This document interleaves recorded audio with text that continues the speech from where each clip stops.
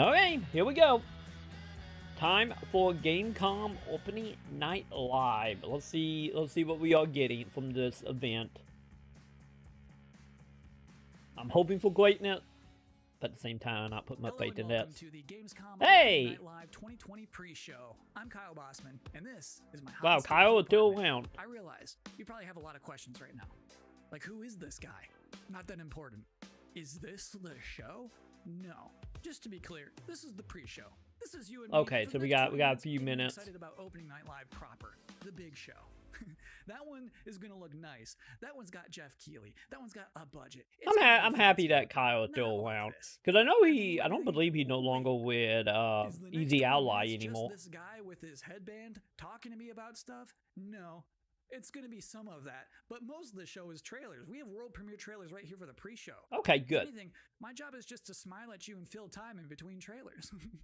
In fact, we should. I think Kyle's good at that. If you see any hip podcast, he's good at that. It's going to be big and fun and awesome. But I feel like the best way to kick off a pre-show is just to get right into one. Our first world premiere trailer is a game that was just announced earlier this year at an Inside Xbox event from Bandai Namco. This is Scarlet Nexus. Oh, yeah. It's just sad that the game always slipped my mind. Okay, we're gonna see proper gameplay here. Let's see. You have to be prepared for anything. Intruders were just detected. Because I'm too interested to see that, like, open world, this is more like similar to Monster Hunter, because I still get like a vibe of like God Eater from this.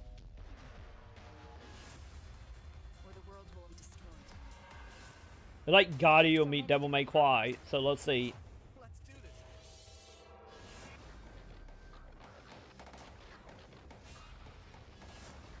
You have your ways of doing things, and I have mine. Because any of this game I forgot out of my head, it's still like every time I see that, like I'm down for like a Devil May Cry style game, because I don't feel like we get enough, like, you know, spectacle fighters out here, or in general. Hopefully it end up being good though.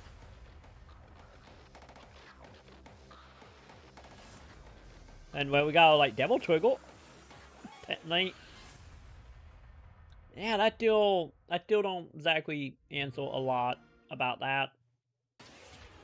Cause I'm still unclear, but like, is it arena focused? This is the Gamescom opening night live Or is it gonna be like level moving? And I'm Kyle Bossman, not important. For the next 20 minutes, much less than now, we are counting down the minutes until the big show, opening night live, in which you're gonna get fresh looks at Fall Guys Season 2, Destiny 2, Call of Duty Black Ops Cold War was just announced yesterday. We're already getting to see more of that tonight. Lots of things to see. Cindy Goodman from IGN is going to be giving out the Gamescom awards for Best PC Game, Best PlayStation Game, Best Xbox Game, as well as talking about some brand new shows from IGN that they are debuting this week at Gamescom. Lots of stuff in ONL. It is going to be a chunky, thick show.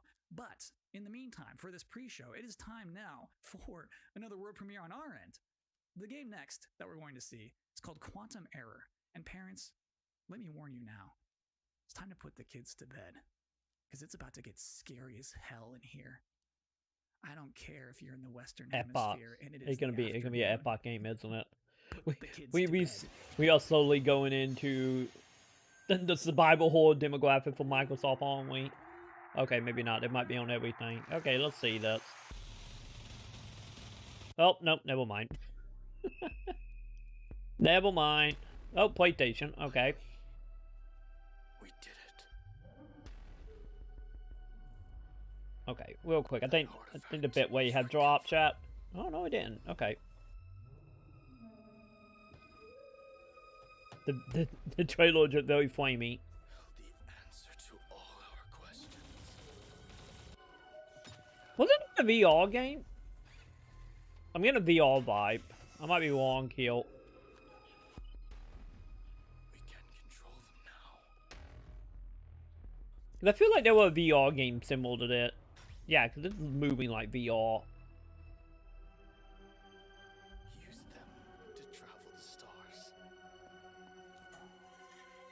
Also, we gotta hit that, we gotta hit that, Doom 3 slash, like, Dead Fate vibe here, huh?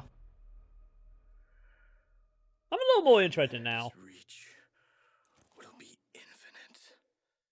Like, the beginning part made it seem a little more arcadey, but the rest of the gameplay seemed to be a little more slow paced. Okay. Now beg the question, when? Or we're just not gonna find out at all. We've got Okay. a lot more world exclusive trailers to go, more pre-show to go, and interview with Geoff Keighley. Next up, we have a car brand synonymous with racing and innovation and a key partner of Gamescom for years, Ford. They're about to exclusively Wait, Ford's reveal making the a new first ever game? car made with gamers for gamers. Check it out. Oh, okay. No, never mind. I thought the Ford game from like the PS2 generation were coming back for a moment. But no, never mind. In May, we launched Project P1 to design a car in collaboration with gamers for gaming. This project was a global first in our design. Yeah, 'cause that's safe. Let their imagination go wild. So on to our first global announcement. Please welcome our first ever Team Godzilla Project P1 model. Wait, did they actually build the car behind him? Totally CG, chat. 100% CG. And it's gonna be in Forza.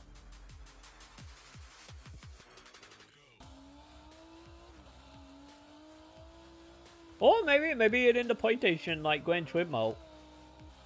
Yeah, they look like Gran Turismo. I'm calling it. It's gonna be in Gran Turismo here, especially since, you know, since how Sony is with them racing games. So excited with Project P1 that we are now committing to make a real-world version of this groundbreaking car. And there will only be one. If I didn't have games, I think Man, a lot of getting around on these conferences. I feel like you're like Geoff. Getting around here. Hey, Zuby! How you doing, Zuby? I probably would have finished a couple of books. If there was no game, what else would I do? I mean, Okay, real quick. Why they all doing that? Let me see if we can bump this up a bit.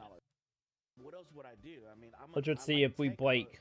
If we break everything. to do things on the technology. But how you doing, Zuby? If I can't play things, if I wasn't into gaming. Welcome yeah, to I'd be on Gamescom, day one. TV watching. If there's out there a universe where I'm not a gamer, then I probably would. Are you ready for more game announcements?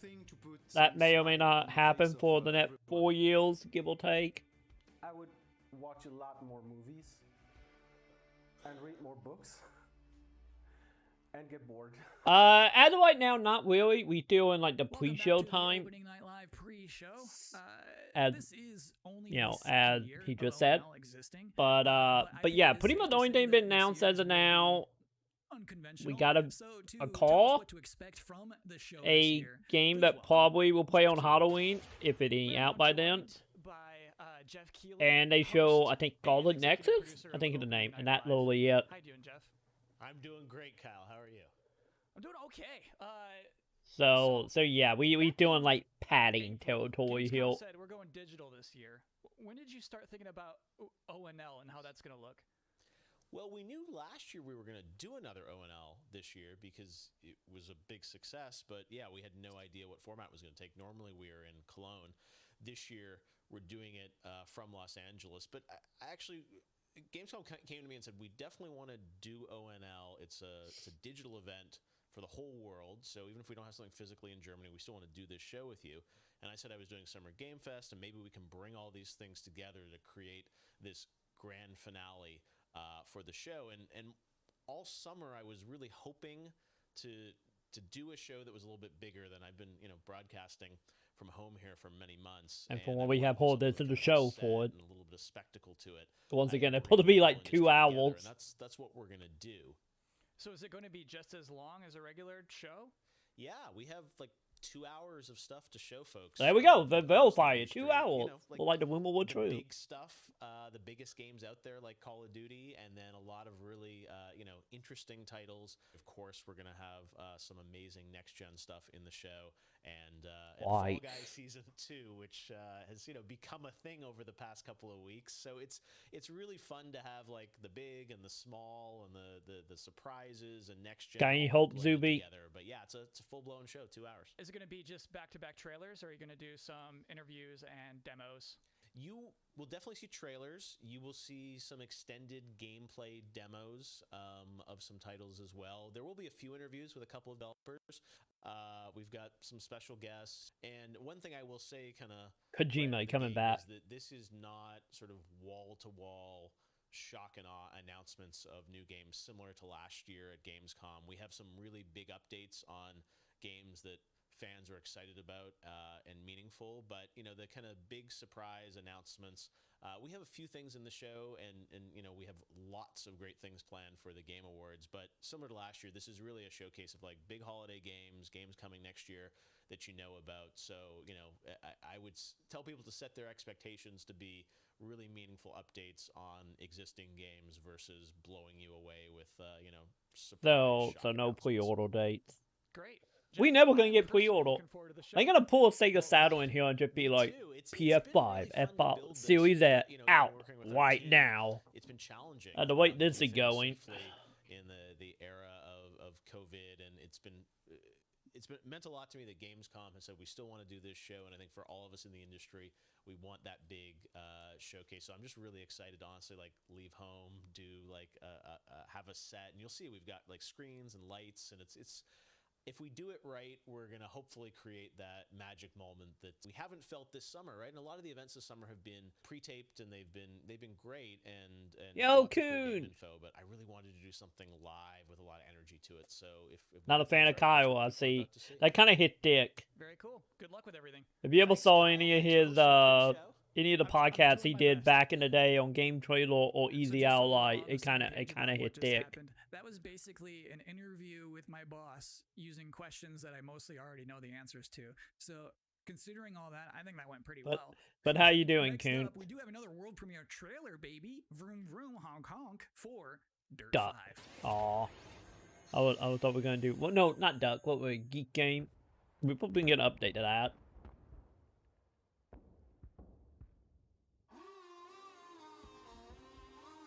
But yeah, I wonder when they said, like, you know, games that we already know about. I wonder if that is actually going to verify console stuff that we know about now. Hey, track editor. Okay. That's neat, I guess. Oh god, it's becoming choppy, chat. So now, beg the question here: can you actually add like rules and time attack and ways into this, or is it literally just for literally pictures? Hey, so we're doing the trial stuff, at least for actually, you know, judging them.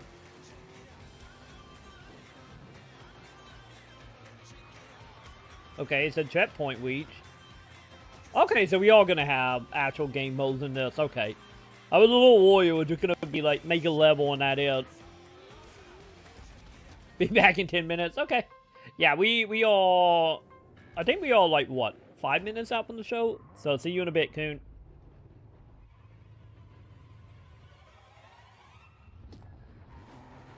Hit an evil vehicle, chat.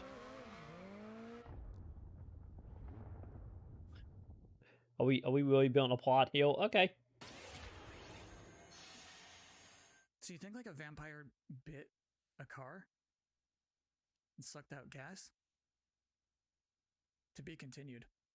It is now That's a time good for question, the part of Kyle. the pre-show that I've been reading your live comments. I see them right now. Everybody's blowing up, demanding Kyle's 10 reasons to be excited for opening night live. I Let's kick it off. don't Reason believe number 10 that to be excited for it opening was night actually live. 2020, feeling excited for next gen again. Number 9, Geoff Keighley wardrobe reveal. Number 8 reason to be excited for opening night Oh, live that a 2020. deep Destiny cut. trailers are usually pretty good. Number 7, it will mean this pre-show is finally over. Number 6, Call of Duty Black Ops Cold War. Number 5 reason to be excited for ONL 2020. Shadow drops. Number 4, Foreshadowing Fall chat. Guys Season 2. Number 3 reason to be excited for ONL 2020. Actual gameplay from a mysterious PlayStation 5 exclusive. Ooh. Number 2, Spider-Man. everything else in my life sucks right now. And the number 1 reason to be excited for Opening Night Live 2020. Geoff Keighley said it's gonna be good.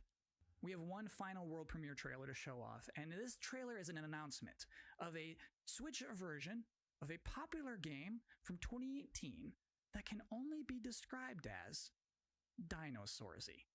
Enjoy. Zero Dawn coming to Twitch?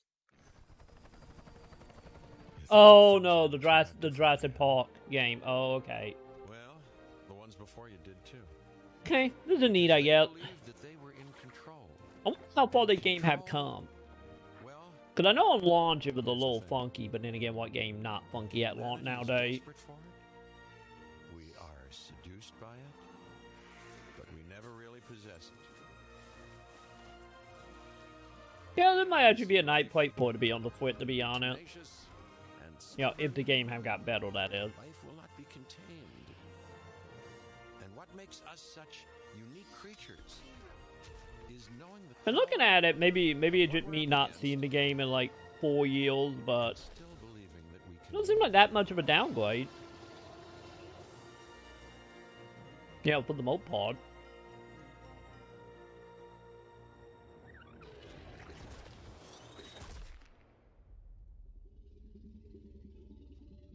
Time to go download it, chat. If anyone cares about that game like 4 years later, 3 years later, how long it been? For the actual opening night live, in which you'll see some Destiny 2. Yeah, the park builder. Yeah, that's literally what it is. It literally, think of like War.CoD Tycoon, but Jurassic Park edition. That is what it is. It's going to be a very good show. I'm personally excited about it. Me. I should thank you, actually, for putting up with my nonsense for the last 20 minutes. It is appreciated, but seriously, enjoy the show. Let's do that. So what's the plan? Time to take control of our world. When we feel Okay, out yeah. of place, Well, disconnected, yeah, we're gonna bump that and down a little bit, chat. divided. There we go. Hopefully that fit the problem. We have what it takes All right, I'm going in. to be heroes. Let's see what we're gonna get here. Tonight, we bring the world together. You're with us now. We celebrate who we are Like always, let me know how the audio is. I think it's good, but let me know. and what we are. I'm with you every step of the way. The future of Wait, why are we showing Half-Life? Welcome to Gamescom, opening night live. Are we getting Half-Life 3 tonight? Today? I get it today at like noon. Or the one. No, it won. Geoff Keighley, and welcome to Gamescom Opening Night Live 2020. Now, this year, Gamescom is, of course, a little different than normal, and I hope all of you and your families are safe and healthy at home. In 2020, games have comforted and connected us more than ever. And with the launch of PlayStation 5 and Xbox Series X later this year, games are only going to get better. Well, all summer, I was hopeful we could get to this very moment, a big live showcase filled with more than 35 games to kick off Gamescom 2020. Tonight, you'll get a first look at Fall Guys Okay, yeah. Season 35, 2, how are we gonna have a little extended patty in 3 gameplay demo hours? of Ratchet and Clank Rift Apart for PlayStation 5. Yeah, the Plus, Ratchet and we might Clank have a drop, couple okay. surprises along the way, too. But before we And start, they'll I the wanna last bit of my acknowledge and knowledge thank about what they're all going the to be. game developers, marketers, and publishers who have worked under challenging circumstances to keep us entertained. This show is nothing without them or my production team, and doing a show at this scale safely is not easy, especially when all of you at home have some pretty insane expectations. I hope tonight reminds you why you love to play games. And with that, we're going to move on to our first game with a game that was just announced yesterday, Call of Duty Black Ops Cold War. And joining me is Dan Vondrak from If you Raven think to about tell it, us about the Zuby, you game might and not give be you that an wrong. exclusive sneak peek. Dan, how you doing? They like get Jeff involved and then something happening, Jeff. so I Thanks get for you're having me not here. This wrong, is, Zuby. been a dream project for us to work on from nearly the beginning of development. We knew Black Ops Cold War was going to be a direct sequel to Black Ops 1, and we loved the idea. Oh, of a direct sequel. Okay. I haven't actually looked into anything about that. Operations, conspiracy grounded in history, and that shadowy world of paranoia. And we get to mix all those together, drop the player into the 1980s at the height of the Cold War, and it's really something that we know would feel so wasn't to today. And also the second one what, like, Well, you past and present, wasn't it? Everyone wants to know characters. We saw yesterday in the reveal trailers, some familiar faces. So, Woods, Mason, like, break it down. How does this fit into the Black Ops canon? You said it's a direct sequel, so are we going to see a lot of familiar faces?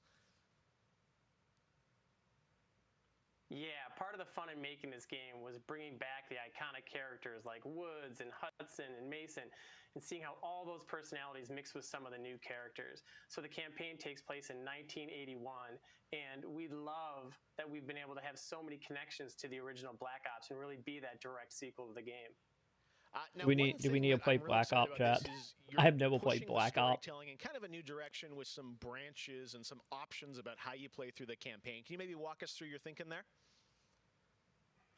Yeah, I only played early in development was to say, let's take this Black Ops through. And for my memory of Black Ops 2 were bad.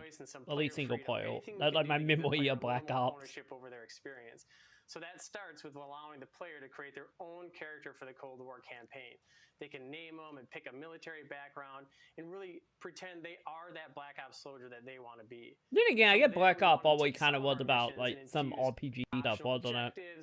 Not thinking about it, that was the thing about Black Ops. Some of those missions, and it was fun to find that balance between the hard-driving Call of Duty action and these more non-linear experiences inside some of the missions. So with choice comes the player wanting to feel that impact. So some of those choices earlier in the game and some towards the end will actually shape the ending of the narrative of the campaign. All right, so multiple endings to this game. Yeah, absolutely. That's what you need only 5% of the population kills, which I'm in the camp of killing. I'm in that 5% chat. With our story and with these features, we love paying homage to those early Black Ops games. Oh, yeah, I remember the numbers. All right. Well, Dan, we are excited to see more of it. I know multiplayer reveal is coming in September, but since you got a Switch there, maybe you could flip the switch on something exclusive for us. What are you going to show us? Yeah, absolutely. Yeah, don't dream it lagging a little. Outside the walls of the development studio. This is a scene from earlier in the game, and it's a critical point that really shows the narrative of the world, shows this threat that our heroes are going to be battling. So let's take a look.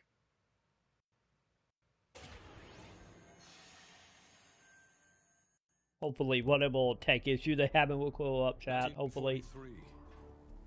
Detailed information from the Manhattan Project was stolen from Los Alamos by the Russian spy known as Perseus. 1968, the Vietnam War. Viet Cong soldiers orchestrated by Perseus attempted to steal an American-made nuclear bomb from a U.S. firebase.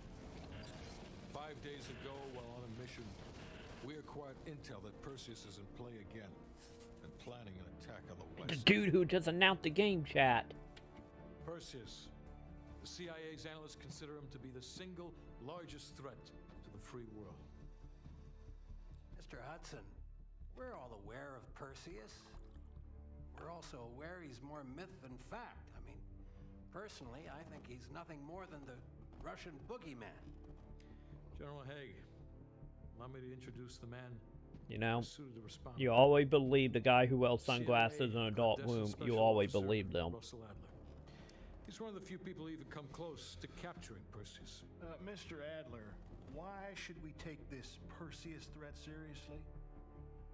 You don't have to, sir. Yeah, then a lot of innocent people are gonna die. Why do you say that? Sir. Every time Perseus has come into play, it shifted the balance of the Cold War. After 13 years of silence, if he's active, something big is gonna happen. Something that will affect the free world.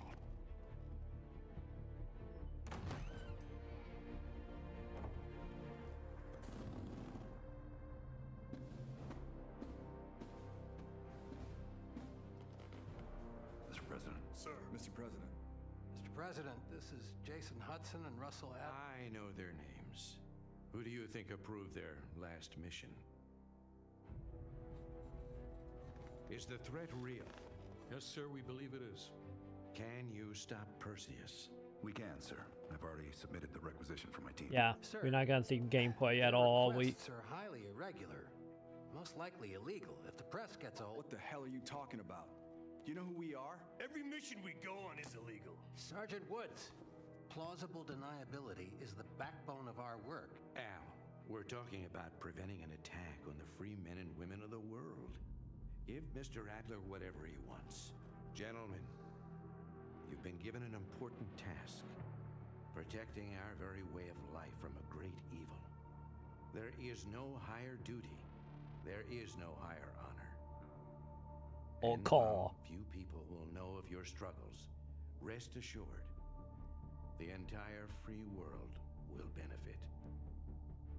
I know you won't fail us.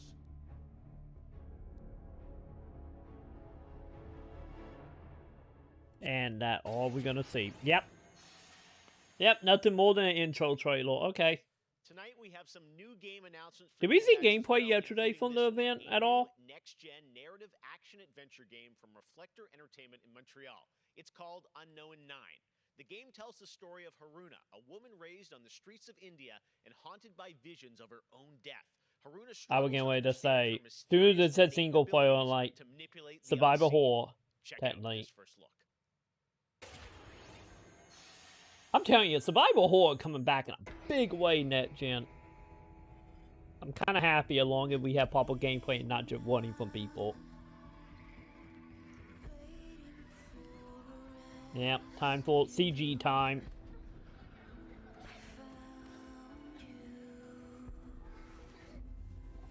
Yeah, I got a feeling today that whole event is gonna be the majority are gonna be CG. No, it wasn't Nintendo Direct. They did a Call of Duty thing yesterday. I didn't have a chance to actually see it. So I would be curious if they actually had gameplay in it at all.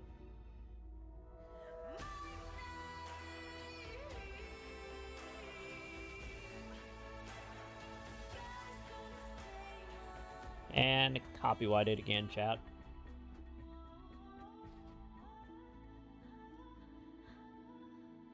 I sense a series here, or warning of a be a series.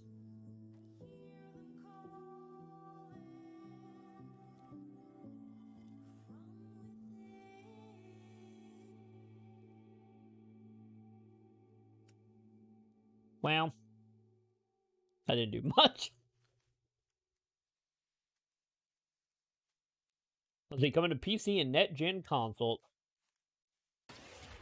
Oh, wait a minute. Is it gonna be, is it gonna actually be like, FMV? One of this year's biggest games has been Doom Eternal. Tonight we've got an Nope, exclusive DLC first time. look at the campaign expansion called The Ancient Gods Part 1.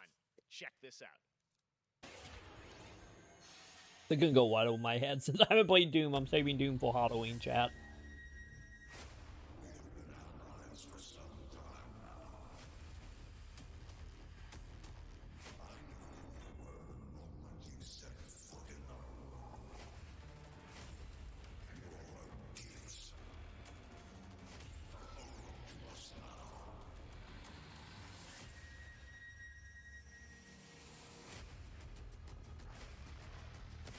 Because I'm guessing it's all new areas, right?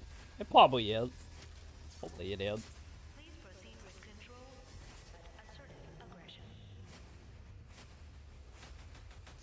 You know, I guess if we're gonna get DLC, maybe it's a good thing I am waiting on that. Because who knows, maybe Game of the Year edition be out by the time I get around to it. Maybe.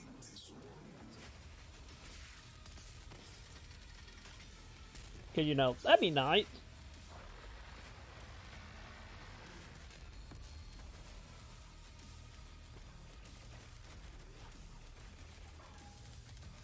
Yeah, so far it looks like Doom.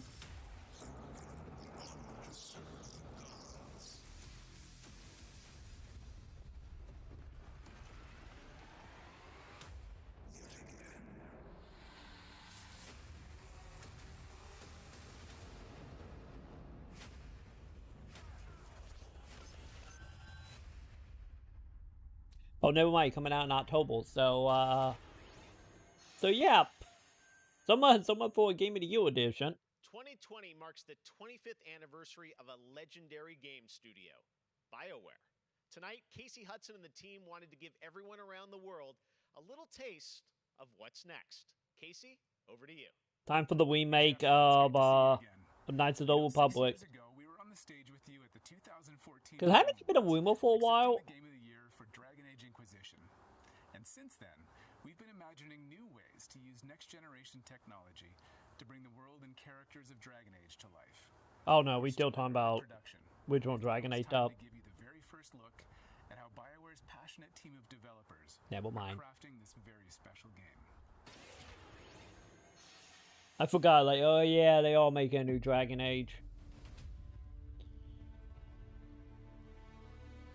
I've been at BioWare for a really long time, so I've got to see it grow up and turn from a company of 35 people to a company of more than 300 people.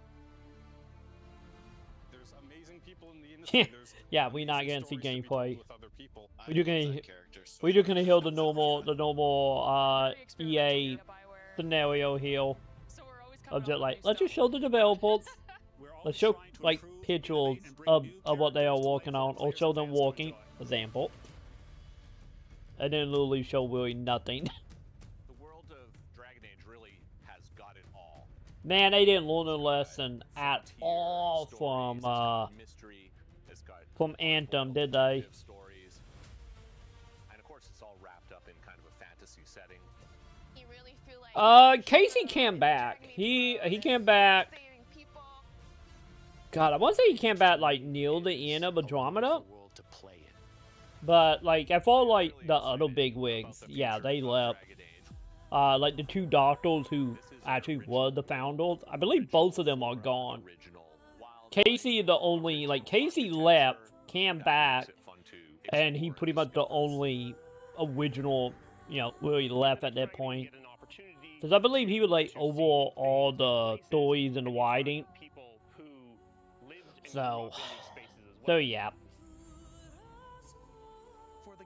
But yeah, the two original creators, they left though. Like to my knowledge, I believe they still gone. I don't even think they're in the game industry anymore. The things that you can expect in the next installment are going to be stories that focus on the people around you and the friends and family you make. Yeah, we're not gonna see anything here. We'll be able to look forward to in Dragon Age is a really close relationship with game characters who really become real for you. You can tell how far off the game is if we get nothing but, you know, literally just concept art. They call me the Dread Wolf. What will they call you when this is over? Oh my god, that echo, man. BioWare and EA has been one of the forerunners in using motion magic technology, and that makes it way more realistic when you're looking at the characters and the way they walk and move and interact in the world.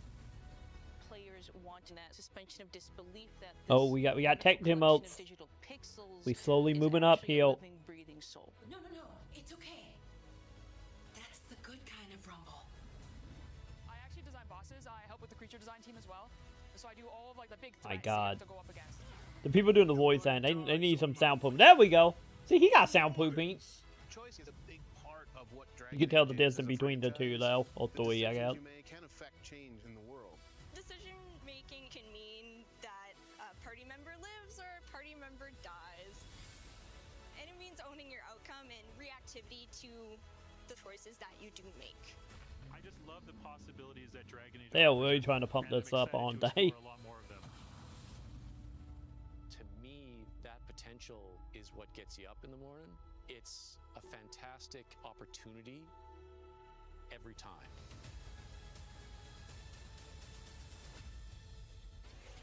I do gotta say the artwork though remind me a lot of like D&D stuff, so I guess that's good, I guess. Something special.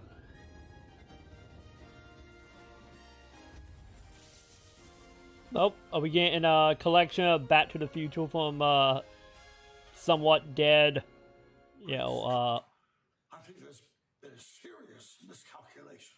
oh god, What's his name? Back to the Future. Tall Tale, there we go, Jesus.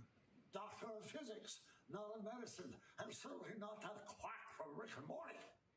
Yeah, we know who you are, but what are you doing here? Yeah, Divinity Sin, like that seemed like I would say that the version of BioWare that is, you know, what Obsidian is trying to be told Pateta.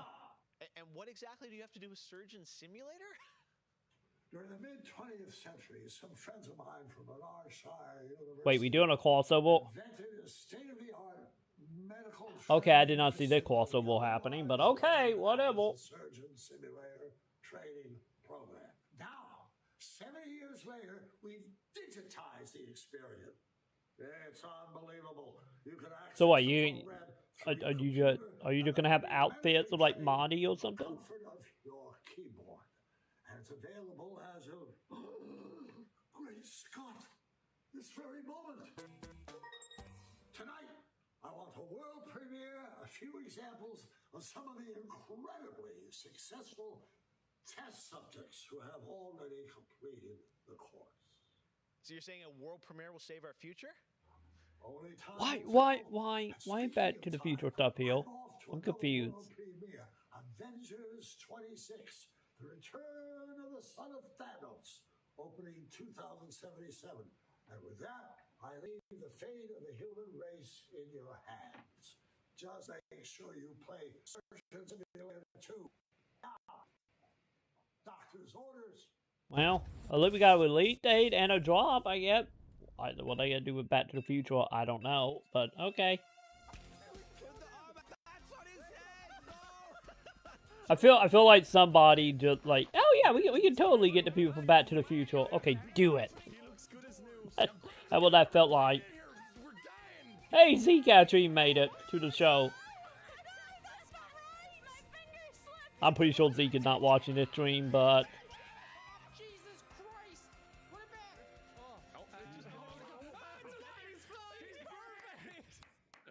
well, there you go. Full blind drop of the day, I guess. Doc Brown introducing Jacksepticeye playing Surgeon Simulator, only on Opening Night Live.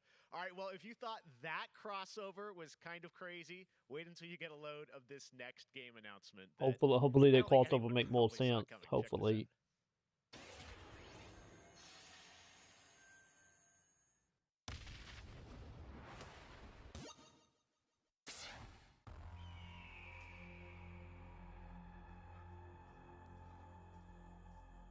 F&B? Are we getting an F&B game? If so, I'm in, chat. I'm in for F&B. It's probably not going to be. I might be wishing for something I'm never gonna get here. At least not in this show anyway.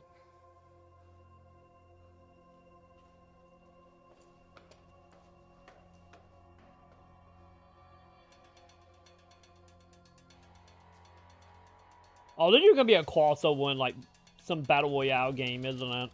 That's what they're going to be. Or there's gonna be a daytime version of Dead by Daylight. It's gonna be battle royale though.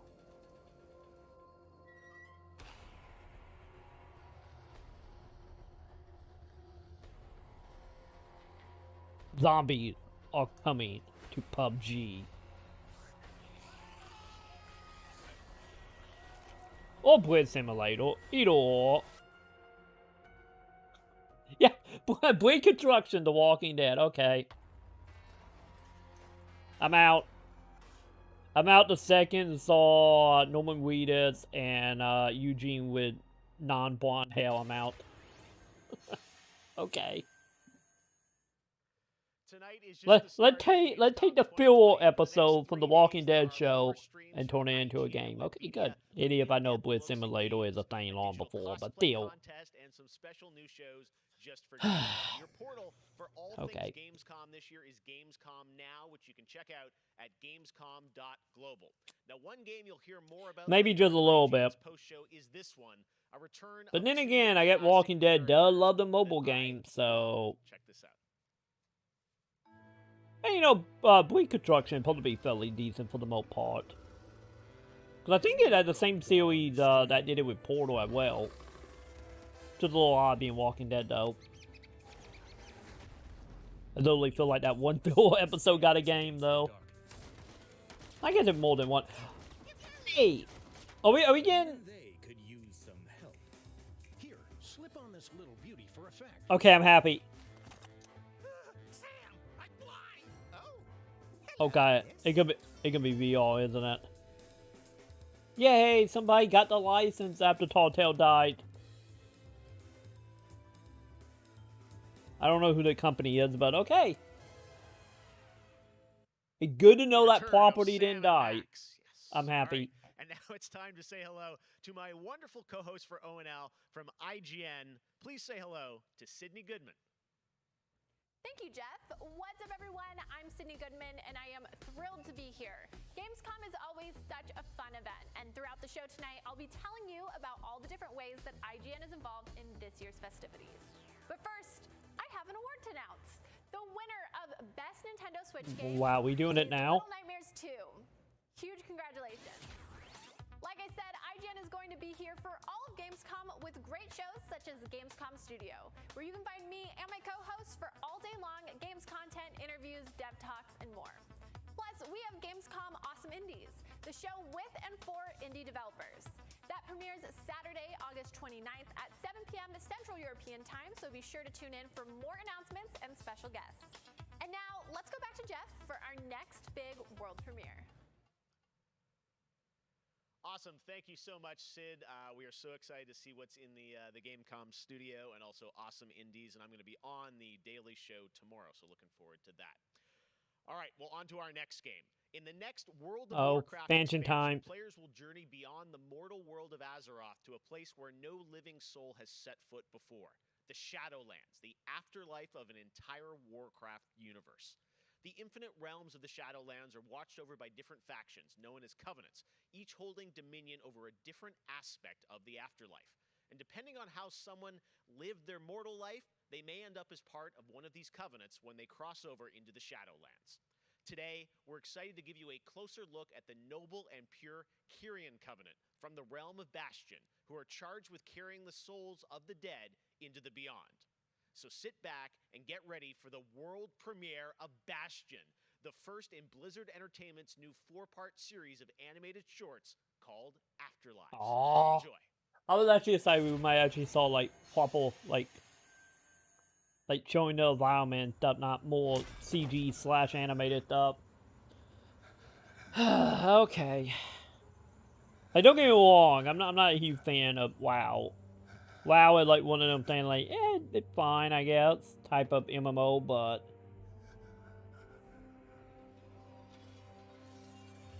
I was just wondering whether they were gonna go authentically into the areas, but no. Never mind, I guess we're not getting that at all right now. Save my soul.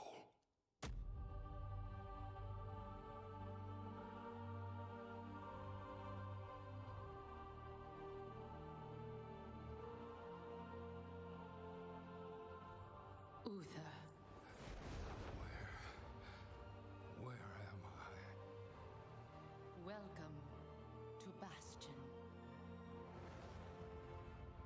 You led a truly selfless life, and for that, you have been chosen.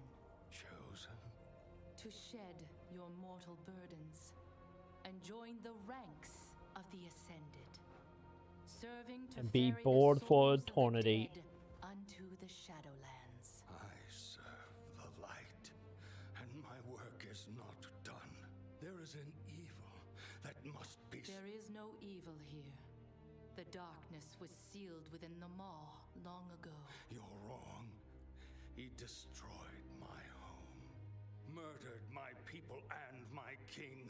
He must be... Also, so much for animation. You are an aspirant now. You must We're just accept going your straight up motion purpose comic here. and purge yourself of this desire for vengeance. Actually, motion comic might have more animation. Is justice. Devos, why are you training this soul? It is beneath your station as a paragon. He cannot let go. He continues to demand retribution for his death. And This concerns you? More so welcome to Blizzle games. Take eons to ascend. Yes. Well, not Blizzle. Is it Blizzle? But this one seems No, not Blizzle. Oh, Jesus. My mind is melting, chat. unlike any soul I have BioWare. Jesus. No, not BioWare. It is Blizzle. Yes, Blizzle. God damn it. Oh. by mistake. My mind is just jello today, I'm telling you. I would not let the Archon hear such a thought. In time, he will forget. Trust our ways. Trust the path.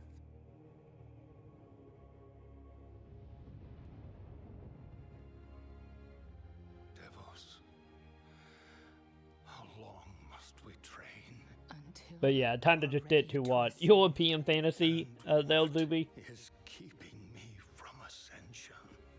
Nothing The Divinity is European, right? of your mortal life.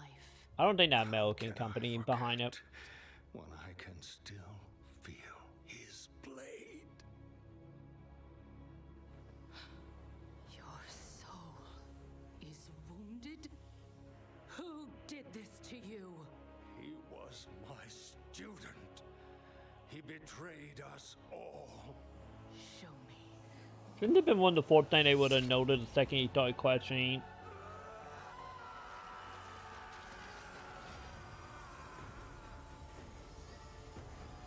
Just saying. The angel people are not the most thorough, I see.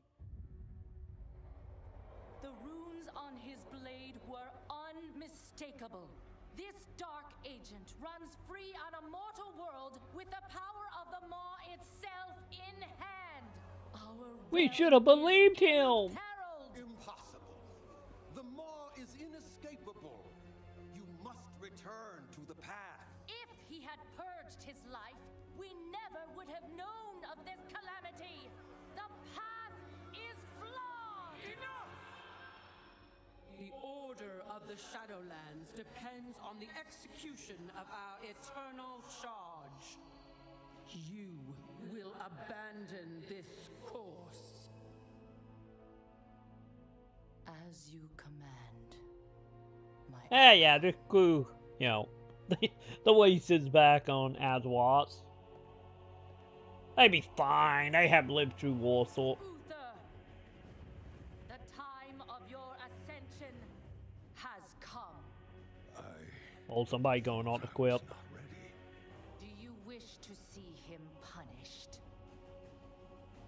I do. Then prepare yourself.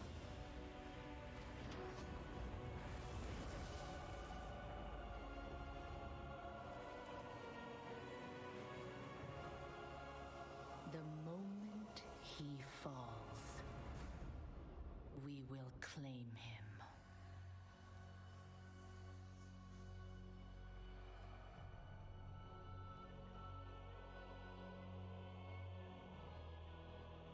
So wait, wouldn't they be talking about the Lich King? Only darkness before me. Is it gonna be the way to retcon the Lich King back alive by putting him in a whelm? Cast him into the maw. Return him to the darkness he served. His eternal suffering awaits. He was my student. Remember Oh, we know the whole student thing never work out, chat. and take your vengeance. Not vengeance. Justice.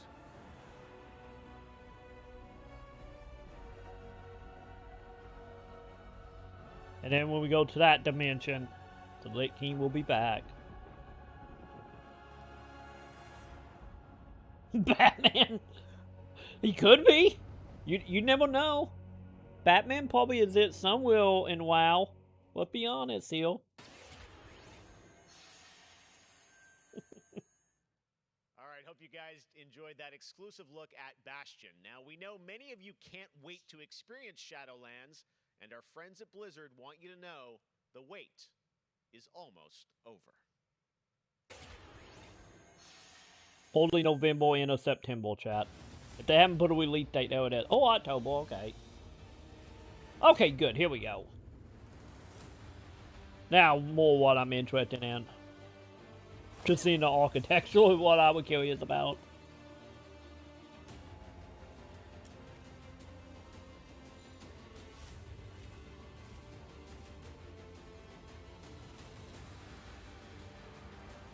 Yeah, times like this are really making me feel the whole Darksiders, art. But then again, wasn't the guy who did the design for Darksiders, wasn't he a WoW artist as well? I know he did a whole bunch of comics in the 90s, but I think he might have also been a part of the WoW art direction. And like looking at it, I feel like yeah, it could so be in a Darksiders game. But yeah, October, okay. October 27th, it is official. And we have so much more opening night live still to go for you. Ratchet & Clank, PlayStation 5, much more. Stay tuned. All right, but now it's time for the announcement of a new universe that is coming to gaming for the first time with a project from a Canadian studio. Check this out. Dead Rising at not Dead Rising. They have returned. They corrupted, divided, conquered. Warhammer? Finally, the gates of the Celestial I'll be damned, I freaking called that, didn't I? Open. Yeah, Warhammer, okay. The Stormcast Eternals. Vengeance. Coon, are you back? I need your Warhammer knowledge. I think you got Warhammer knowledge.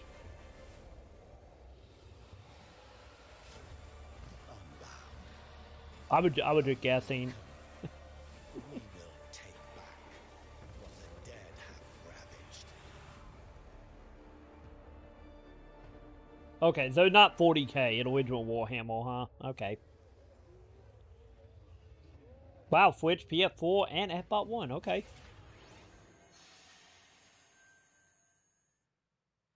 Oh, quiet you guys time. may remember back in June, I had some masked fun with my buddy Crash Bandicoot announcing Crash 4 It's About Time. With the game coming in October, Crash, of course, had to come back for opening night live. So let's bring him out, everybody. Crash Bandicoot. What? He's where?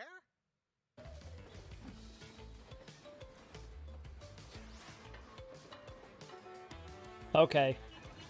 My old jaded heart is coming back, yo.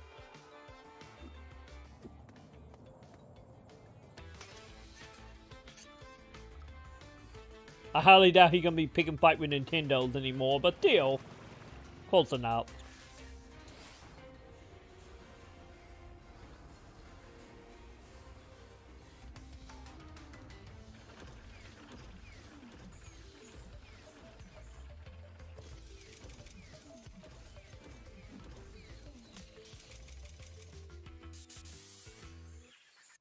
Crash apparently didn't get the memo about Gamescom, but to tell us That more, was an odd transition. I'm joined by Lou Studdert from Toys for Bob. Lou, what did we see there with Crash and the Gamescom bot?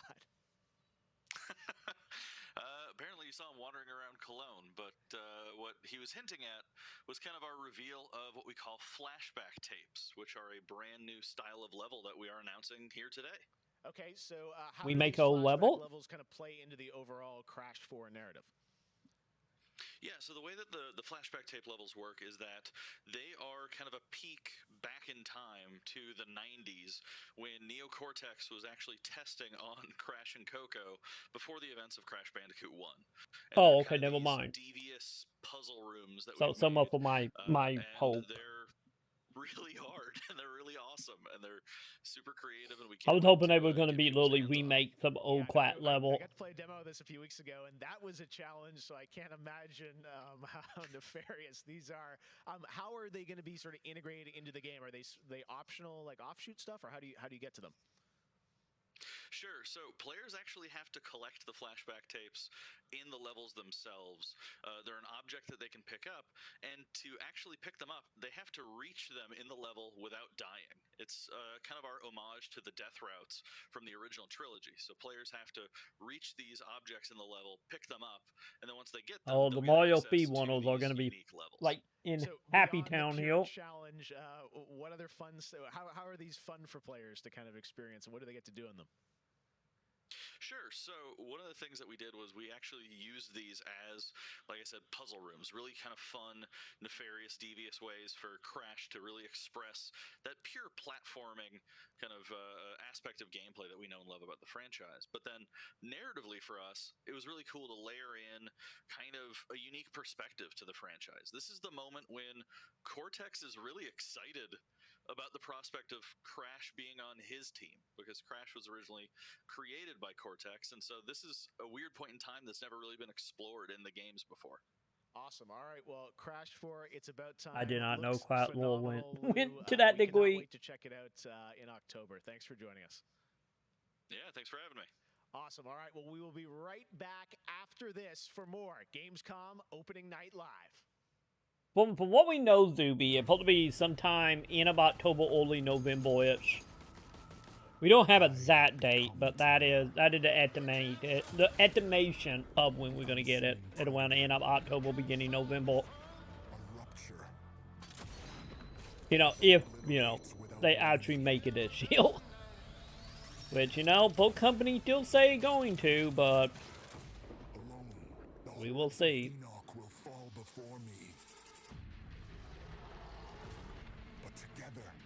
And we got, what, Outer Land? I think it's Outer Land. What, this is the People That Can Fly game.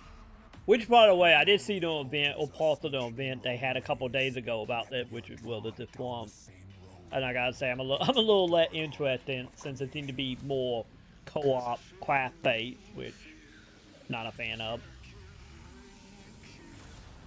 We will find the source. Whatever it holds, whatever it takes. So yeah, my excitement for this have dropped a bit. And I'm right back wishing just for another Bulletstorm. That'd be nice if we got a sequel to that.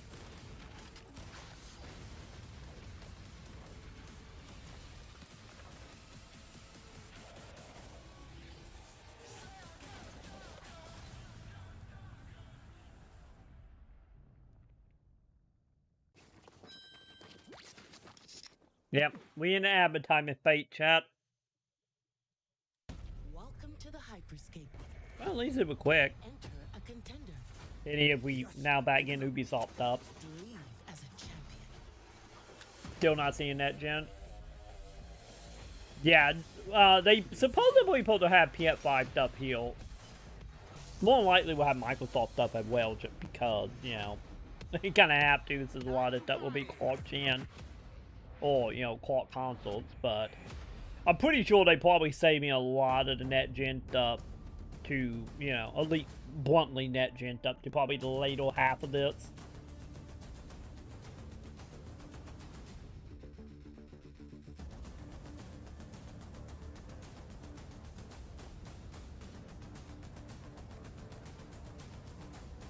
Well, that's what it seems to be like anyway. Don't get me wrong, we have seen a couple, like, net-gen stuff, but not, like, verifying what system yet. Oh, God, available tomorrow. Jesus. That is sneaking up on me so hard. More Warhammer! There's a crap ton of Warhammer stuff right now happening. Deep underground, where we ain't causing trouble for the rich boys and girls, no matter how loud we are. And do we ever make some noise? Every Orlok says they could shoot the tail off a lashworm, and they'd splash your head from 20 paces for saying they couldn't. I don't want to say immortal, but when their armor, blood, skin, and will are of iron, it's a potent combo. We are going with a more cheeky or Warhammer now, aren't we? Of psychopaths, drug dealers, killers, cloners, and makes sense. An Escher will cut you up just for the fun of it. Goliaths are big. That's it. Anything smaller than them doesn't deserve to live. And they're just as happy filling you with lead as they are smashing you to pieces with a power maul. Now, Mixing that whole pot together in a place like this, you can imagine what happens. Chaos, gang war. Multiplayer game, isn't it? I'm sensing multiplayer. Hell, Wait, is this a decent Warhammer game? We up to what, like 4 Warhammer games now? you're ready? Necromunda Under Hive Wars comes to PlayStation 4, Xbox One, and PC on September 8th. Okay. Yeah, I got that totally decent Warhammer game. Realidades virtuais extremamente fidedignas e realistas, eu acho que também se encontra em formas mais expressivas e absurdas, quebrando cada vez mais esses paradigmas de formato de videogame que a gente tem e sendo usado mais do que nunca como uma ferramenta de expressão artística. I envision the future of gaming to be quite bright. Okay, we're gonna have the interstitial kind of scatter about, aren't we? Clearly allow AAA and indie developers to build more creative-driven games that I hope will cover more diverse subjects. I want to play all kinds of stories about people and places, both real and imagined. I want comedy games, I want autobiographical games. I really want to see what people can do with the medium. Pro futuro dos games, eu vejo uma evolução obviamente gráfica, mas eu vejo ainda mais evolução na inteligência artificial e na maneira com a qual a gente interage com os games, tudo em busca de experiências mais imersivas.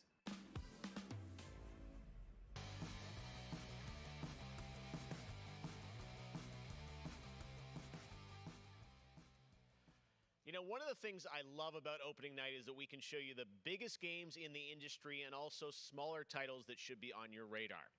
So pay attention to this next game. It comes from a team of 2 in Sweden, Tuxedo Labs. Over the past 3 years, developer Dennis Gustafsson has built his own game engine to realize his vision for a fully destructible game world. What he's building has absolutely blown me away. What So faction? I asked Dennis to prepare a special 4? trailer just for tonight. I hope you're equally inspired by the ideas in this next game. Definitely one to watch. Let's see if we can got the word faction itch here now.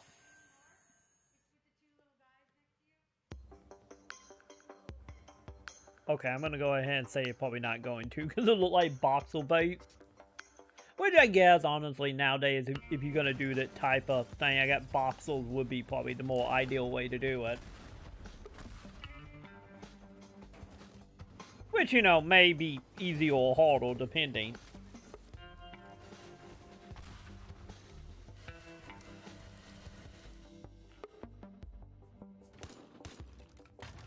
Okay, outside of voxel tech demo, what is the point here? This gonna be just a survival game? So we do got crafting, obviously. Or is it secretly just gonna be like construction simulator with shotgun? Oh, okay, the hike game. Okay.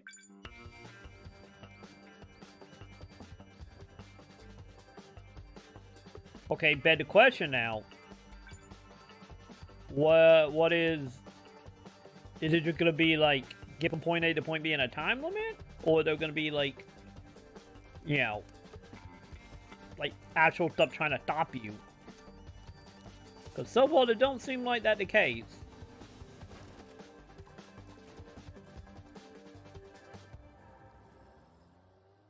Okay, I think it okay, yeah, it looked like it might just be like a little bit of a puzzle game. Okay, that's fine, I guess. Last year at Opening Night Live, we announced Little Nightmares 2 to the world. Well, the team at Tarsier Studios hasn't shown anything since, but that changes right now. Wait, have they not? Here is a first look at the gameplay. I of feel Little like Nightmares 2, we which would is have saw coming like a next crap ton about that February, by now. with more to come throughout the week at Gamescom, including a live demo on Gamescom Studio tomorrow. Hopefully this year we'll be able to play that. I wanted to play that last year for Halloween, it just didn't happen. Nice. All right, thank you.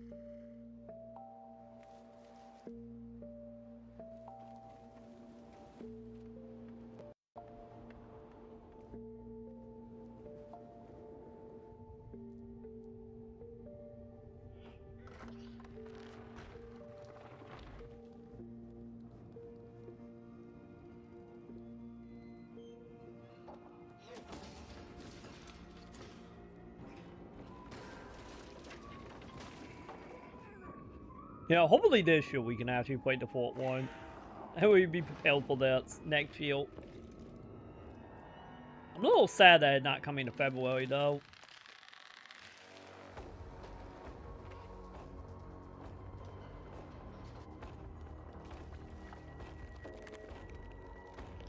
Cause I was kind of hoping it was gonna be this October and then we could just play both of them like back to back.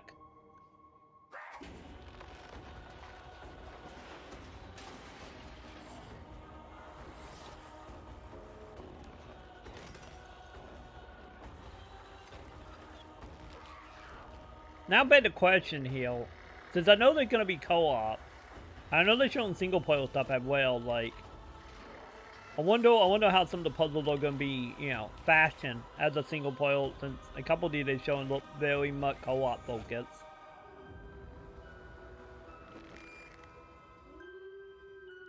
But we will see. Yeah, February 11, huh? Hey, PF5. Okay, so that's a net gen game. That 100% a net gen game. Okay. I'm WWE Hall of Famer Jerry the King Lawler, and I'm reuniting with my old buddy Mauro Ranallo to bring you all the over-the-top action in WWE 2K Battleground. Mamma mia! This is great. I deal with it with just like all though. Arcade-style video game is over-the-top outrageous, with over 70 WWE superstars and legends brawling it out like never before. Oh no, hold on to your toupee, Mauro. Look out below. WWE is L-I-T.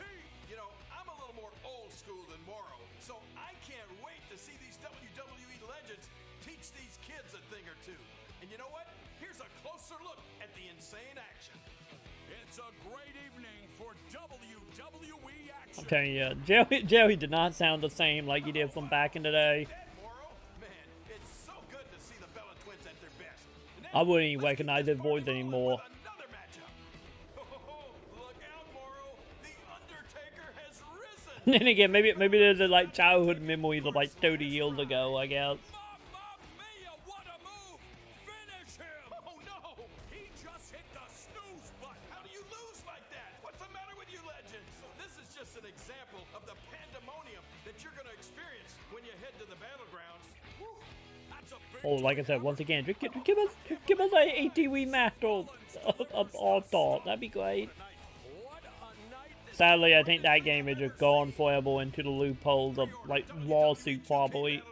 But I think that was a THQ game. So who knows what that license is holding nowadays. Mamma mia! Oh, sorry, Mauro. I know that's your line. Hello again. I have even more awards to announce, so let's get right down to it. The winner of Best Action Adventure Game is Watch Dogs Legion. The city needs a resistance. Yeah, I guess we all doing the award show here. We cannot have a Geoff Keighley event without awards to be given out, can we? Because I thought we were supposed to do that like Friday night, Saturday night, Sunday night? I think it's Sunday, isn't it? The winner of the Best Action Game is Star Wars Squadrons. Yeah, because let's be honest, Doobie. The only award show that technically matter is the... oh god, what is it called? The award show that is a part of Game Developer Conference. Since I believe, like, that award show, everything is voted on by people who actually make video games and not critics. Which, I don't know, I feel like that holds a little more weight, you know, actually getting rewarded by your peers instead of, you know, a marketing arm.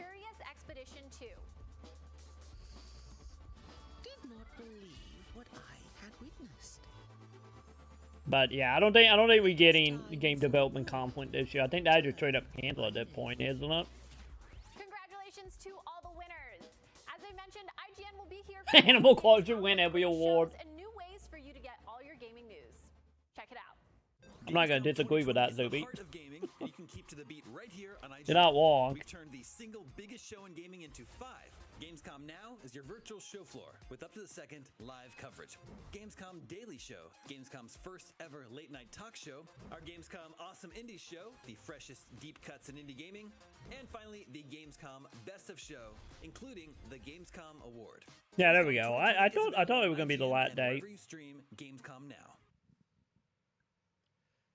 And now it is time to talk about that best action game winner, Star Wars Squadrons. This is a new immersive space combat game from Motive Studios that delivers the ultimate Star Wars That can be fantasy. 2 hours long and then nothing but Squadrons, microtransactions. you'll suit up and fly for both the New Republic and the Galactic Empire across intense 5v5 multiplayer battles, as well as an all-new authentic single-player story set after the events of Star Wars Episode 6, Return of the Jedi.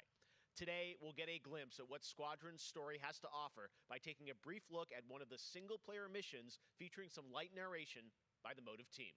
Let's check it out. I love how we got a prompt up being like, yeah, light. Very light. You know, the cushion on top of it. Light or dark, freedom or destruction. The Empire chose to destroy Alderaan in order to spread fear and douse the fires of rebellion. But the heroic pilots of the Rebel Alliance have chosen to keep fighting, to show the Empire that we are not afraid. It was their bravery that ended Palpatine's reign and brought about our new Republic. However, the Empire And then lives on, Disney fucked it up. though it may be. As I speak, Imperial forces are edging toward the Bormia sector, hoping to end our new Republic before we find our footing. As their empire collapses, they try to tighten their grip. But the galaxy is changing, and you can be a part of it. With the help of brave and daring pilots, this war can end. Make a choice. Fly with the New Republic. Change our galaxy for the better. Hi, I'm Suzanne Hunka, narrative producer on Star Wars Squadrons. Our single-player story is one of daring pilots and deep-seated rivalries. Take Titan Squadron. Hunt down this Starhawk and eliminate it. Gladly, Admiral Sloan. Over the course of the story, you'll fly as 2 pilots on 2 opposite hours, sides of the chap. war. And, like all modes in Star Wars Squadrons, you'll have the option to experience every mission fully immersed in VR. Which is the way to play it. If it's anything like the tech demo we got a couple years ago. Today, we're giving you a glimpse of an early Imperial mission behind enemy lines. One of our spies, Agent Thorne, has discovered vital intelligence on Project Starhawk. Your mission is to extract her from an orbital outpost above Hosnian Prime. Behind enemy lines, you'll have to eliminate perimeter defenses. The outpost is defenseless. When you've secured the area, you will escort the Gladius to the outpost, and our extraction team will acquire Agent Thorne. Once Thorne is secure, Cause I'm not like, there's a coin gen, right? cover our escape and escort us to the jump point. Then again, I guess if you're doing PlayStation VR, I guess it's not gonna really matter. Since, you know, the PlayStation VR is gonna be compatible with PS5, so. But I believe there's a net gen, coin gen though. This is like one of them games that, like, the tech demo honestly was really cool, but I'm not a Star Wars fan to the point of paying $60 for this. Each mission will When it came to like $5, then it'd be like, okay, maybe. Shattered Empire. Debrief with your squad mates between missions. You're our new wingmate. Customize and master all 8 starfighters and join the galaxy's finest. I need you focused and ready to go. Then again, they came in supposed to be only what, $30 I think at launch? 30 or 40, and not full price, I know that. To setting a trap in the Xavian abyss. The story of these rival squadrons will push the war to the brink and define the galaxy for years to come. I look forward to seeing you in combat October 2nd.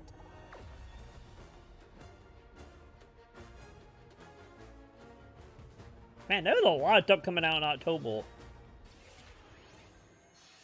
Who knows? Maybe Net Gen is gonna be October. That is not all EA has to share from a galaxy far, far away today. At Star Wars Galaxy Edge, you can enter the world of Batuu, where you can visit Oga's Cantina or jump into the Millennium Falcon on a run to Smuggler's Cove. It was this incredible adventure at Disneyland Resort and Walt Disney World Resort that inspired the Sims latest game pack. Check this out. Yeah, we gotta get all Sims crossover. We gotta have that. Yay, Star Wars Sim! probably, let's be honest, all joking aside, they will probably be the best Star Wars game from EA. Just saying. Let's be honest here. Like, I'm not even joking. Which is what is sad about EA games.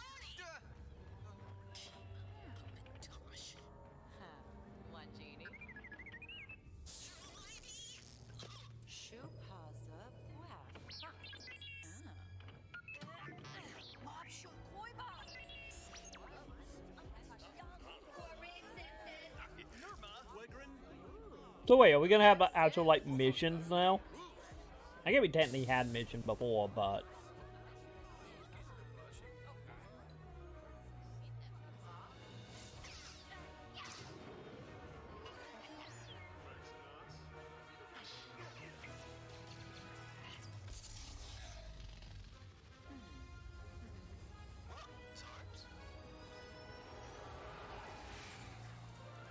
Oh, now we're back to the game. Okay.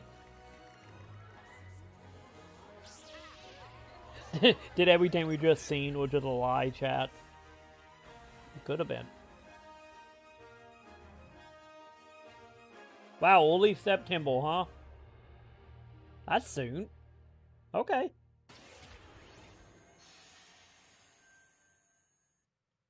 There is even more Star Wars to come later in the show. Lego Star Wars: The Skywalker Saga is up, and as we move into our second hour, we've got Fall Guys Season 2 still to come, the reveal of that, which I can't wait for you guys to see. And of course, hopefully no more team games. Ratchet and Clank Rift Apart. Just saying, get rid of team games. Right now, you might remember this next game from Annapurna Interactive from last year's Microsoft E3 event. And today, I'm excited to share a new announcement from the team. This interactive thriller about a man stuck in a time loop is one of this year's most intriguing Okay, here we go. And now they've added. But you know what? They were like my most excitement moment from last year E3. New look at 12 minutes. Oh, come on, be a blind drop. Be a blind drop. Even if I'm not going to play the Halloween, but be a blind drop. All right, close your eyes. Oh, wait. I want you to That means it could be on Game Pass. Could it Microsoft? look at its contours, its curves. Oh, I'm actually getting excited now again. Changing. Moving backward. Returning to its bud. Think of that bud. Unopened. This is a blind drop. We might have to do an early Halloween stream, chat. Phrases. May you be free from suffering. May you be free from fear. May you know peace and joy.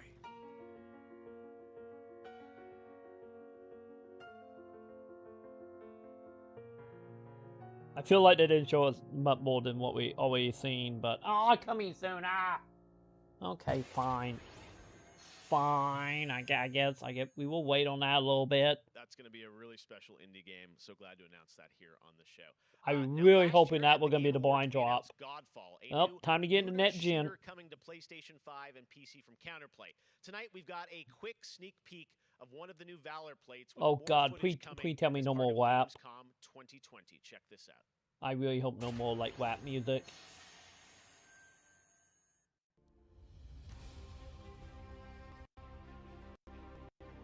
Outside of flame weight dropping, maybe we could?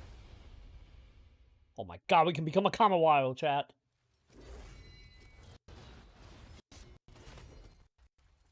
Okay. No streaming, not doing so good on it, chat.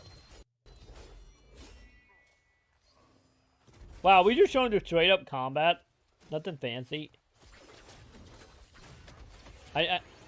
Holy shit, that was quick. Okay. We have much more O&L to come. Exclusive looks at Lego Star I don't Wars, even understand what the point of that Saga, was, but okay. Fall Guys Season 2. Wait until you see what the Mediatonic guys are up to, and so much more. But first, I'm sure you saw that earlier this week, Heart of Deimos, Warframe's newest expansion, was released on PC, Xbox, and PS4. And today, oh, is it day and day on Switch, console? all platforms. Oh. Here's a look at the Heart of Deimos. Oh wow, I did not know they were pretty much right on track with the PC release nowadays. Tear the veil asunder. Convert new territory to our sovereign will. By the way, go play Warframe if you haven't already. Warframe is great. Was what it wanted to. It raged. Easily top 3 bet free-to-play games out there. And the Switch port is actually really good. At least when I played it anyway. Life. We are infested with it.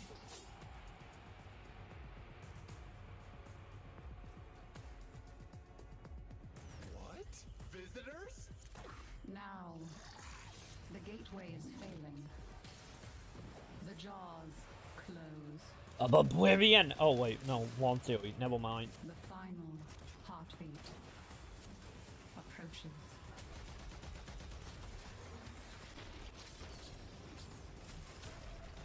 Have you tried turning it off and on again? But before we fall, we shall scream. There is one who will hear the heart of Deimos. Oh, that wasn't Fate Mom? Or was that Fate Mom? I don't think it was Fate Mom. Alright. So many people have been discovering or rediscovering video games during lockdown, whether it be older people or bored teenagers or middle-aged parents who suddenly find they have to do something together with their kids. And I think I've given out more advice about video games in 2020. Yeah, because, you know, doing stuff with your kids are a lot of Warcraft. And as a result, it's No parent want to do that. we keep making different interesting things for folk to play. A pandemia pela qual a gente está passando tem sido um período difícil a todos. Então, nesse momento, eu acho que a gente precisa lembrar de mostrar mais empatia, demonstrar mais amor, mais carinho e saber que a gente vai sair dessa juntos. Vai ser difícil, mas isso tudo vai passar. I hope everybody gets healthy and safely through this corona virus. And another copyright strike right though. Every every time they say coronavirus, it's just like YouTube, it's just like, nope, not showing it. Oh shit, I just did it myself. Eles englobam tudo: música, arte, escrita, e você tem a chance de controlar e vivenciar essas experiências você mesmo. É mágico, é maravilhoso. Jogos são por amor.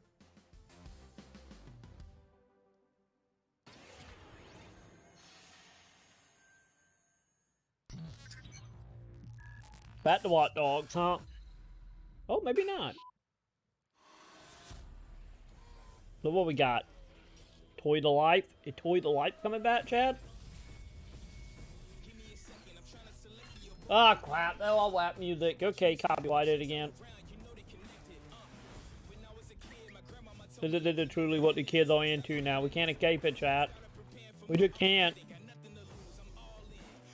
Like every game that obviously don't match with the tone, gotta have it. And also, this is a Metabot game. That one looked like a Metabot to me. Actually, they all kind of look like Metabots.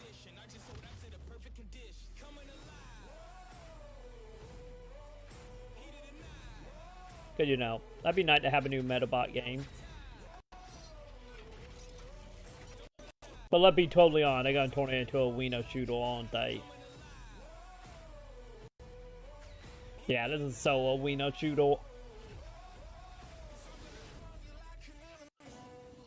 Super Mech League 2. Wait, they did a fourth one? Wait, what?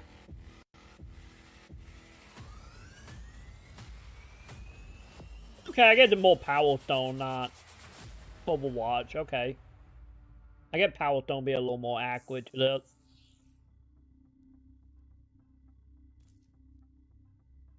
Holiday 2020. Can you say launch title? All right, guys, we're back officially into hour 2. We've got an hour more of great stuff to show you. Destiny 2 Beyond Light. Stasis, you're going to see a brand new look at that. Fall Guys Season 2 and Ratchet & Clank for PlayStation 5 and so much more across the next hour. Opening Night Live continues, and it just is the start of Gamescom 2020. But right now, on September 25th, Mafia Definitive Edition launches, a Gameplay? comprehensive, built-from-the-ground-up remake of the original Mafia. Tonight, we've got the exclusive debut of the next trailer, called A Life of Reward Too Big to Ignore, Okay. which deals with No, Tommy's it's gonna be induction CG. into the Salieri crime family. I was hoping for gameplay, not CG, but okay. Because I want gameplay and I want information and for like making the intro actually playable and completable. That'd be nice. That matters to me. But no, we're just gonna get more CG stuff. Okay. Any of us. You know what that is, Tommy? They're loyal. That's right. Yeah, that's technically what it was. Yeah, this is a remake of a game from 99, 2000? I think it might have been no later than 2001. But yeah, it was a PC, PS2, and original Xbox game. And yeah, it was pretty much Goodfellas, Godfather, you know, style. And supposedly, and from what I played of it back in the day, it's actually really, really good. You need a lot questions with unbalanced. So you don't get strangled by them. But yeah, hopefully there'd be a rebalance. This is a ground up remake. And we all seen gameplay, so that good. Don Salieri, you won't ever need to worry about me. Okay then. Welcome to the family.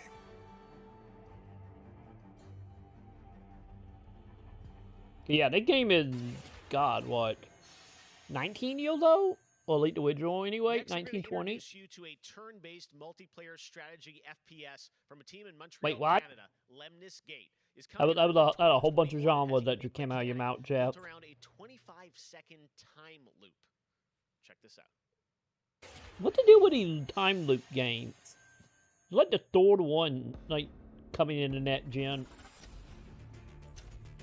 Is that the Call of Duty shooter net gen a time loop game?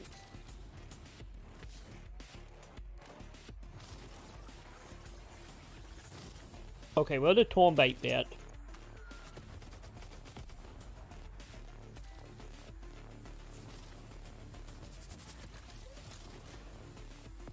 When is it like turn bait shooter, I was expecting to be like how some SRPG have like a radius that you can move inside the radius. That's what I was expecting. But whatever, Geoff.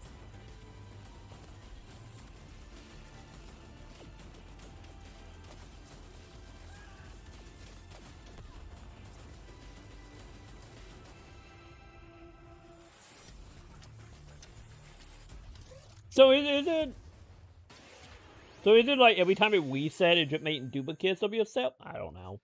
Next spring, get That seemed like one of them games that not gonna be easy to show. action from all 9 Star Wars films and Lego Star Wars: The Skywalker Saga.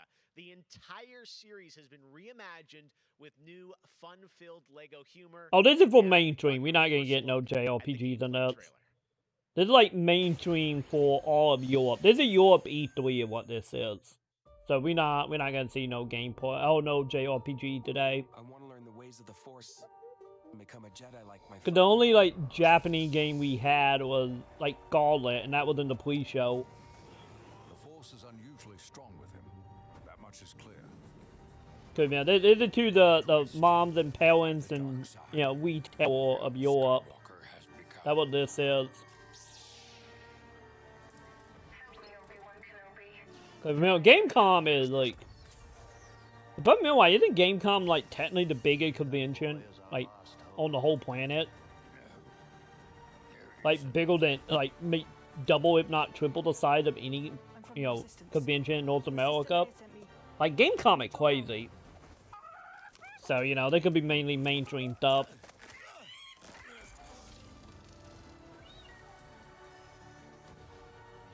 Which is the reason why we have got what?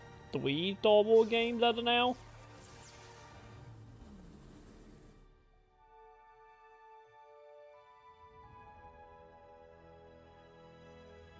The Force will be with you always.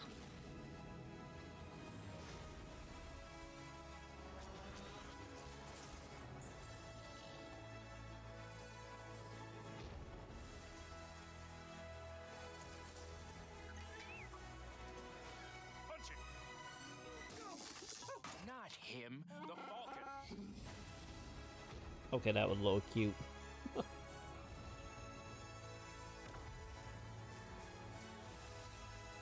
So I wonder how much of a remake it can be of the Star Wars Lego game they have already done. Because I feel like they have already made, like, what, 5 of these? Like my father before me. So be it. Jedi.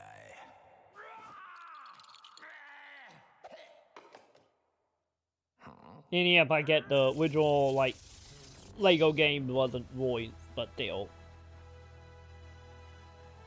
But hey, you know, why not? I get keep making them. Because all the Lego games are, you know, fun for the most part. Some better than others, but, you know, come with the territory, I guess. Man, Lego Star Wars looks so fun coming to next gen as well. All right, we'll be right back with more world premieres from huge new games like Ratchet & Clank, Rift Apart, Medal of Honor, Above and Beyond, and wait, Medal of Honor coming 2. back? Before that, here's a look at a game that is launching tonight on Nintendo Switch and Steam. It's Okay, here we go. Struggling from Frontier, a fun physics-based Finally, a blind drop. control Troy, our fleshy hero. Check Hey, this out, me! and remember, you can play You can this control me, chat!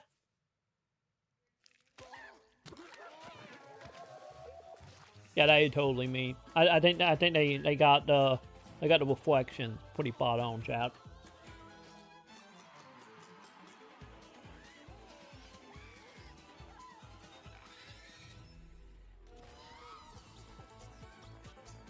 It feels like it's either a Adult Swim game or a Devolver game.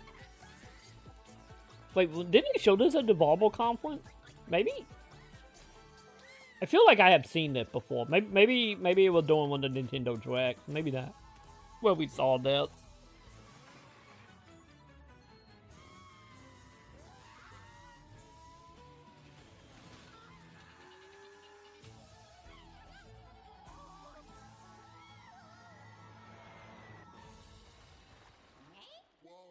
Well, at least we got a Switch game that came out today, Zuby. At least we got that.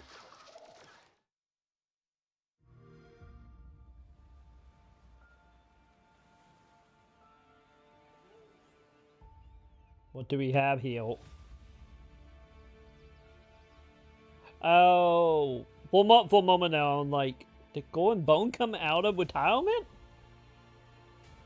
But no. We got a city builder.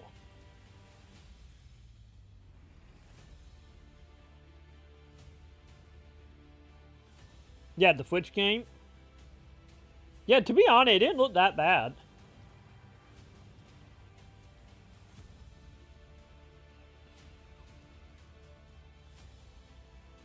Wait, isn't this Anno? Am I wrong here? Is it something tied to Civilization? Now looking at it, I get it doesn't look that much like Anno. Maybe it is Anno, I don't know. This is the issue. Like, all the, like, top-down, like, city builder strategy games, they all look the same to me. Oh, I probably won the Total Wars, isn't it?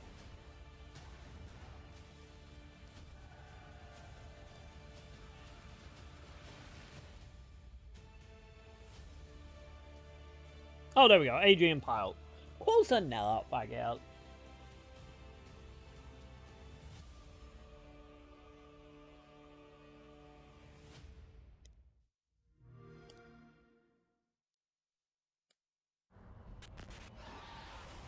Hey, second episode dot picture.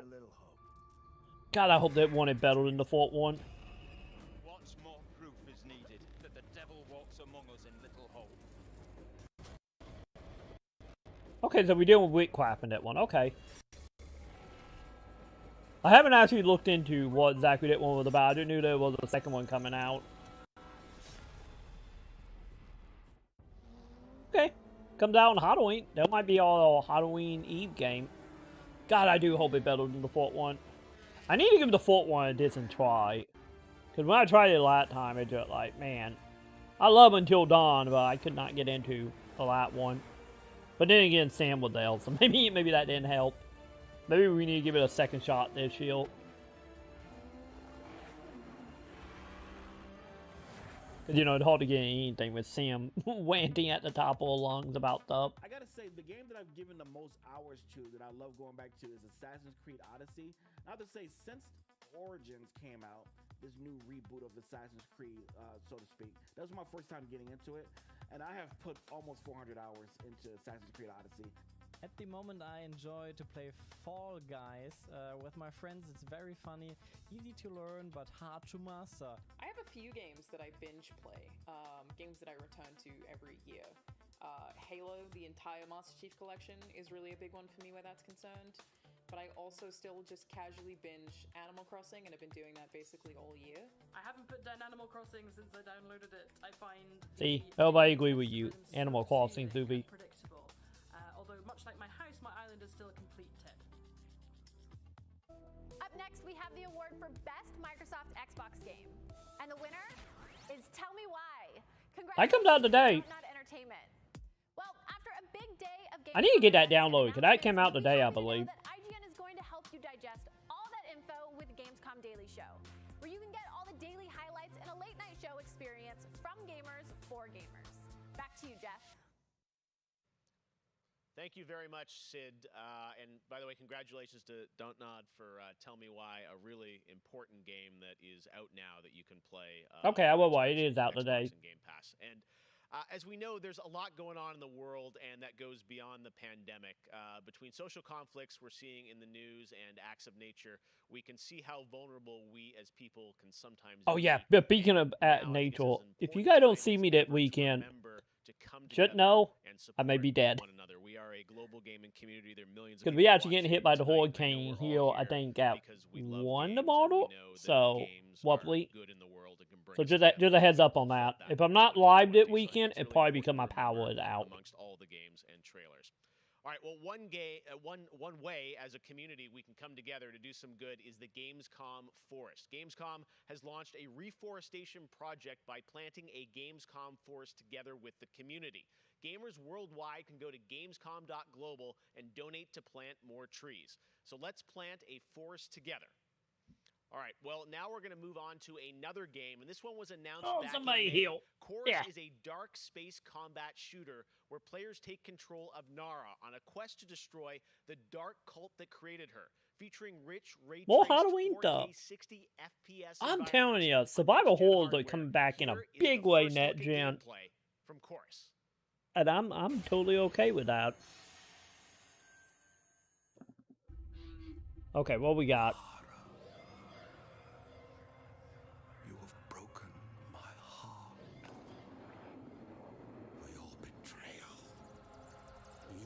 Okay, we're going sci-fi up in here, aren't we?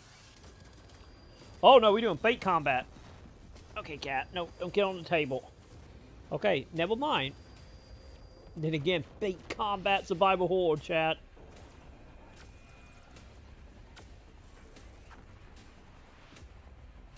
Time to see if this actually going to be good. I'm still itching for that fate combat game.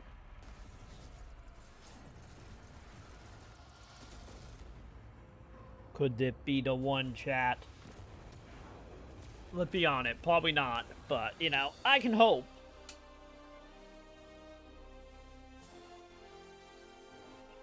What would that, like, Star Wars, like, upscale now? Is my Halloween schedule set yet? Not yet. I am still putting games on it, and I'm still open to recommendation. If one game has defined the summer of 2020, But probably here by the end of the month, I will have my schedule actually live. This game But I'm still is working on it. setting records and putting a much-needed smile on everyone's face. Fall Guys, I think, represents our industry at its absolute best. Well, soon the Fall Guys experience. And also, I'm still trying to get a whole bunch of Halloween stuff up for last year up on YouTube to get that ready for this year as well. To give you an exclusive sneak peek at what's And I still need to poke my my actual, like, I get voting for the offline games as well. Because I got more games than I can actually stream in Halloween at all when I'm, you know, offline. Hey, I'm Joe. I'm the lead game So I'm gonna need you guys to vote on them this year. Say thank you to everyone who's been playing and enjoying the game so far. as a team, we've been looking at all the fan arts. Really, I would have thought Paulson saw play Fall Guys. Nice. The response to the game has really blown us away. Yeah, I got lucky enough and got invited to the cool beta. So Fall Guys is great. The only issues I had with Fall Guys was outside of the same issue everybody had with the party games or the team games need to go. Is like I still wish they had a way to make it where you could see who in your party and if they have been eliminated yet. Other than that, Fall Guys are great. Traverse giant drawbridges, dodge swinging axes, and scale movable siege ramps in the quest for ultimate game show glory. Oh god, they're doing more platforming? Oh, that can be a clusterfuck again. The one level that had like proper platforming in it, like oh my god, that was a thing. Oh god, the platforms actually moved too? Oh, that is neat. Okay, I am happy they are adding more games that actually take advantage of actually being able to grab on the stuff. And not just grabbing people at the finish line. We hope you've enjoyed the sneak peek of Fall Guys Season 2. We're still adding the finishing touches to development, but if you want to stay up to date, then @FallGuysGame on Twitter is where you want to be. So Follow that. That Twitter is great. And probably whoever the PR guy over that is, God, he need a promotion or she need a promotion. My father has Colorado in the palm of his hand. Oh, what we got? His fist. I am not. Oh, this is Wasteland, isn't it? Hey, there you go. Wasteland 3. Estimation. Okay, I was getting ready to say, if you're not excited for Wasteland, you probably should be, Zuby. But I'm gonna go ahead and say you probably excited from all the estimation and capital letters in chat. Yeah, I'm actually slowly getting excited for the model. But I found out it 100% voice acted. So I like, man, I'm in if it fully voiced.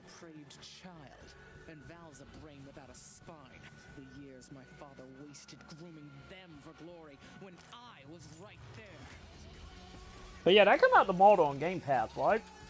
I think it comes out the model. But I know a few streamers have got asset to it today. Oh god,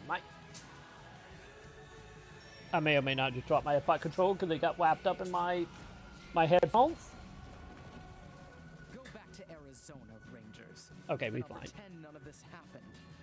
Stay and you die alone. I take you in the second it go live tomorrow, Zuby. I really haven't found any new appreciation Mid to ghetto. at this time. Yeah, because my that's pretty much what it is. for gaming before Yeah, because if I remember right, I believe the original Fallout was actually inspired by Wasteland. So I guess it technically followed more Wasteland than Wasteland Fallout, but yes. I would say You get to travel all over the world and games. Elite Wasteland 1 and 2. You know, I kind of prefer it to the real Japan. I would say it had more in line with Divinity, more so than XCOM, but they might change the combat for 3 to make it more like XCOM. But I know Divinity or XCOM, not XCOM, Jesus. I know Wasteland 2 was much more like Divinity. To have a lot of fun. Just, you know, post-apocalyptic Fallout style. The only thing that I get to do for myself anymore.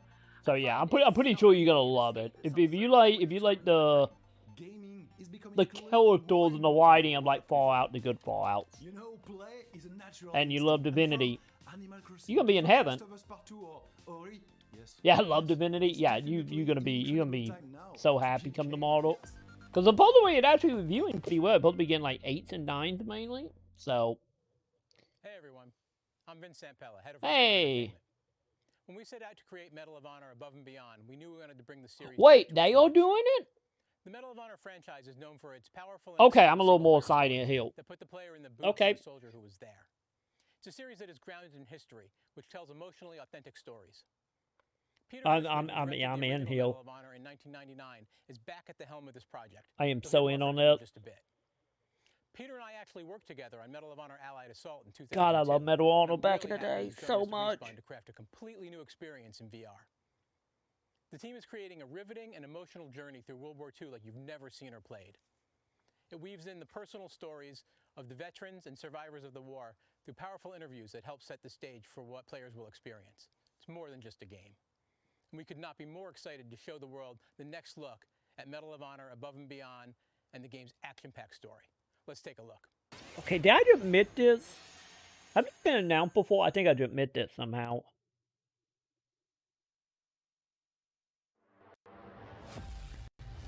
Because honestly, you know, time for Weepon to keep batting 1,000 here. I know you're scared.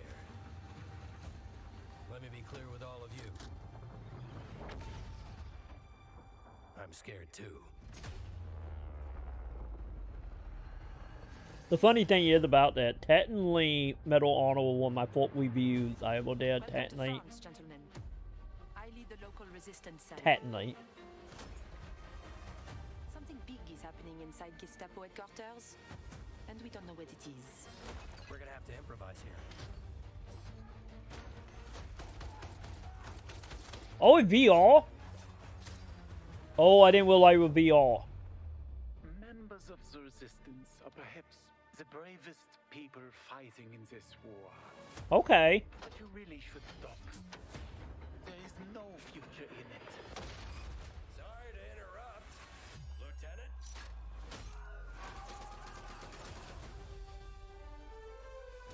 Yeah, the show is 2 hours. We're in the second hour now. Be a wild ride, but we'll get you there. Jet fighters, brace yourselves. I'm actually interested to see what, you know, they do with VR. Because it will be the I believe, fourth VR game from, Like I said, from Weepon.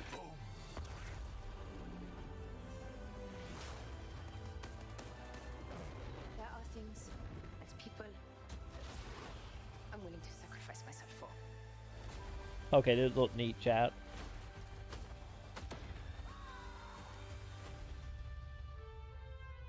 I wonder if we're gonna have a 2D mode though. Or is it VR only? God help us all. Would I get also playing the cartoony look? Oh, guy, PC VR though? Oh, it is. Okay. I do need to get a PC VR, chat. We do need to play Half-Life, damn it. Looks incredible, and now we're here with Respawn Entertainment's Peter Hirschman, Be right back. director Okay, of dude. Medal of Honor Above and Beyond. to Yeah, talk we more got about their new probably about VR 40 minutes left of it. 30 to 40 minutes. Peter, I gotta say, the trailer really grabbed me. Such an incredible story that you're telling to. Tell us a bit about this single-player experience. What can we expect? Well, Geoff, thank you for having us on the show. I'm representing a whole team back at Respawn that's been working really hard on this, and it's so exciting to premiere the trailer with you. Medal of Honor, going back to its roots, was always about putting the player in the boots of a soldier fighting in World War II. And with VR, we're able to do that in almost a literal way. It's definitely the most immersive experience, most immersive combat experience I've ever been able to work on. And the story follows you as a player being recruited into the Office of Strategic Services, commonly known as the OSS. And their mission was sabotage, espionage, search and rescue, everything in between. You name it, they did it. And they're It sounded like known good by a fit, different set chat. of initials now, the CIA. But during World War II, they sent operatives all over Europe, deep behind enemy lines. And that allows us to tell a story where you get to go to these places and locations and participate in events that really helped shape the outcome of the war. One of the things I love about the trailer is you can tell there's a lot of interactivity in the environment, emergent game player. You got the piano and other things in there. Tell us Mine a bit about, lot of how you're Half-Life using here. that to tell the story. It seems like it's all kind of through a first-person perspective, but there are some story sequences. How do you tell the story? Oh, well, we shot over 120 pages of narrative, which is more than some feature films. We had a huge international cast of phenomenal actors, and it was fantastic. And the story follows a classic three-act structure. Act one is working with the French resistance. getting ready for the invasion. Act 2 is D-Day itself and the fight to get to Berlin. And then the third act is dealing with the Nazi secret weapon program, which involved things like the 262 jet and the V2 rocket and things that could have really turned the tide of the war if we hadn't stopped them. So you get to go on this journey, this story. And the story is shot all from your perspective. Because it's VR, your head is the camera. We don't have cutscenes. We don't have edits. Everything. Any of they kind of look like they did in the trailer, but that could be the trailer. You experience this story completely in first person as if you are there. So it creates a much more intimate and emotional connection with the characters and the things going on around you. It was an incredible way to shoot. One of our animators stood in for the player throughout the 3 weeks that we were on stage. And all the actors are always reacting and talking to you directly. And in VR, it's such a powerful thing. It's all about building that emotional connection, and it just makes the experience. Oh, they dropping flames hard, chat. You and Vince, I know this series is really close to your heart, and I'm like, wow, there's so much there to 1 second. Pause. Experience. It looks really there we go. rich Let's see if that detailed, fixes it. obviously authentic as well. Paying tribute to everyone that was involved in the war. I wanted to ask you also about multiplayer, which is something that Respawn is really known for, and you've had a great single player experience, but I hear you might also be doing MP too. Oh, well, yeah. I mean, the thing about VR is that, I've spent we've known each other a long time. Okay, what are you going on? The frame rate dropping horribly. Let's just drop down for a second. Give it a moment. To a controller, and just figuring out things like making feel good, and one of the hardest ones is leaning. And in VR, you know how you duck? You just duck. And how you lean in VR, you just lean. And so the ability to lean finger quads. I around the think we're corner, good now. look around the corner Hopefully. and see where the bad guy is just it heightens the tension so much. It makes it feel all the more real. And when you put that into a multiplayer experience, it just raises it to a whole nother level. So we are shipping, in addition to the campaign, we are shipping a full suite of VR modes, including a few that you can only do in VR. And we're really excited about people playing those, after it comes out. Wow, well, definitely a full-blown VR experience. Yeah, I'm in. I gotta say, I'm in on that. Like this and Half-Life. On and try this, and it's coming out later this year, right? Coming out holiday, so fasten your seatbelts. We are so excited to bring it to players. We've been working on it a long time. Like you mentioned, it's a passion project for Vince and I and everyone at Respawn. It's a wonderful full circle experience for a lot of us that started our careers working on those original set, going back first one and Allied Assault, and now to be able to bring Above and Beyond to a whole new generation is one of the most exciting things we've been involved with. Awesome. Thank you so much, Peter. Opening Night Live will be right back, and in the meantime, here's a look at a new game that is launching tonight. Oh, no blind drop. Okay, let's do this. What we got? The world was broken, fractured by the magic the Vow-Keepers said they would protect us from. Or the New War, probably New War, isn't it? Actually, I think that out. This is proof, they said. It isn't safe. It can't be controlled. Magic cannot be used. Tower defense?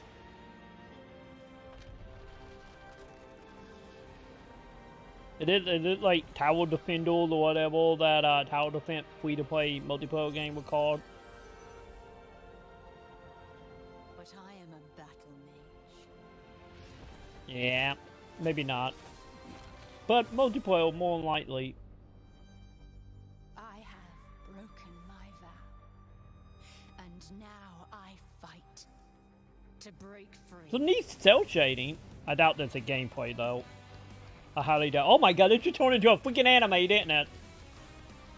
I didn't use that. Just went straight up shonen action here. God, that was a whiplash of tones. Okay. My god, man. We went from like very like stoic to just in a heartbeat to like knockoff shonen anime game. Hey Johnny, how you doing, dude? Welcome back to another Steady Street? I guess not you three anymore, Gamescom now, but you know. Welcome back, man. How you doing, man? Are you ready for whatever this is? I really hope it is free to play since, yeah, obviously it's a multiplayer game.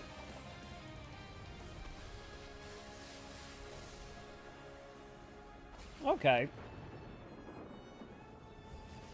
So what is available on September 3rd? They said it was launching tonight. At a live chat.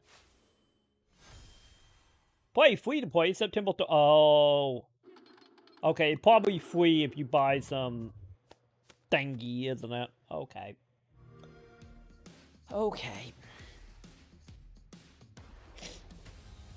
Doing good. How about you? I'm doing really good today. I woke up about 2 hours before this started. We remember like, oh yeah, we got a Gamescom thing today. And here we are. So yeah. So far I've been pretty good. Tomorrow might be iffy, because tomorrow I'll probably get hit by the hurricane, so we will see how tomorrow is, but right now it's actually nice.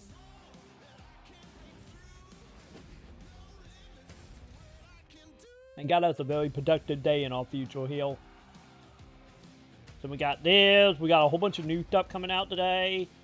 I still need to download a couple of things.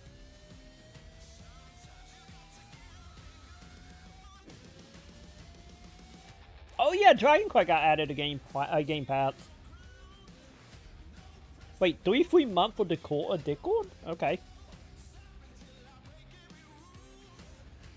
But yeah, we got what? We got Tell Me Wine today, and then we got oh, we got Wasteland tomorrow. Like,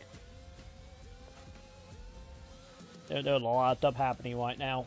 And hopefully I will have power tomorrow for it. Hopefully. Yeah, finger crossed on that one.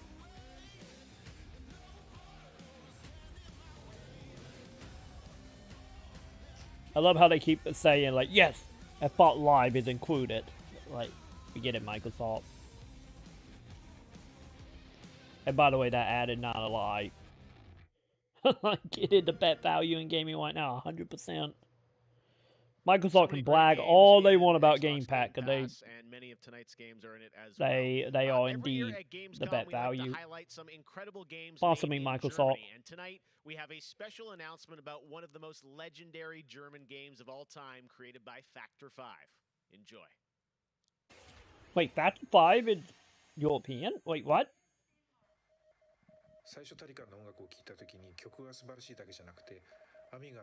Oh, Amiga. Okay. With my mouse. Come on, move me, chat. We're going up. Factor 5 was so far ahead of the curve, and each of their games pushed game technology as far as possible. I'd say they're one of yes, Flight Simulator is indeed on Game Pass. Yeah. I believe it's console and PC Game Pass. Because I played it on PC on Game Pass, and it's good. Even if I went my plane into my house, or roughly where my house is, but still, it's great. So what are we doing? Are we bringing back some type of Contra here?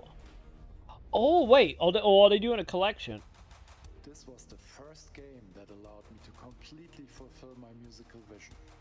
It defined my career, and the fans have been there ever since. Okay, no, we are talking about one specific game. My proudest works.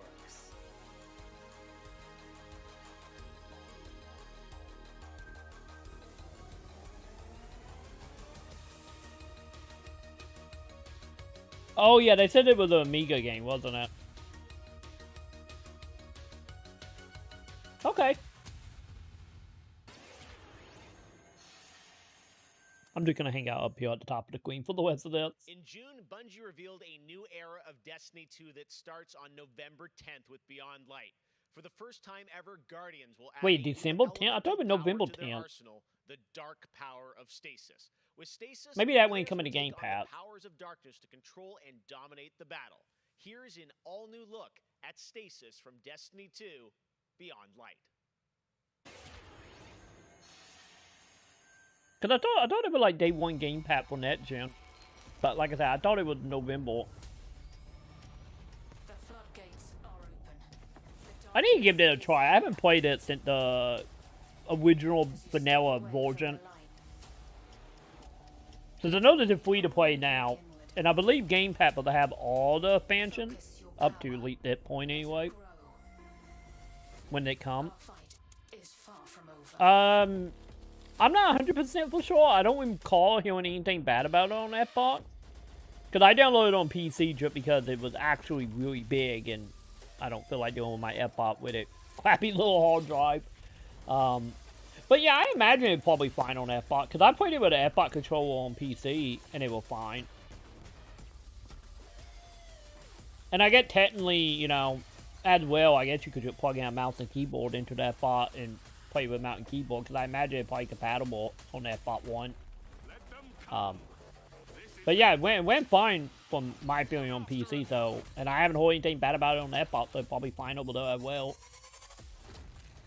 And honestly, if you got Game Pass and you don't have data caps, so like, why not give it a shot and see? Hopefully you don't have data caps. Because I think on PC that game was like 90 gigs or something.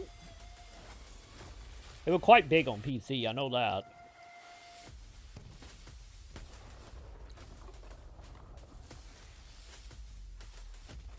But yeah, when I played it on PC though, I played it with an Xbox controller, but I switched to mouse every once in a while. Just because of how that game is, if you flying from inside the cockpit, you have to like look around, like push buttons and stuff. And it was just easier with a mouse, so I would say if anything, just have an extra mouse plugged up. Oh, you do have data caps? Ugh. Yeah, I would say look into some reviews on that then. So like I said, I know it's good on PC, but I believe it is on Xbox, but I don't actually know. Cyberpunk 2077. But yeah, if you have data cap, probably need to double check that beforehand. The ones I announced tonight. So check out the Gamescom Awards user voting. Cause that game is big. Favorite streamer, Gamescom's most wanted, and best of Gamescom. The winners will be revealed at Gamescom Best of Show, along with cool cosplayers, esports, and more.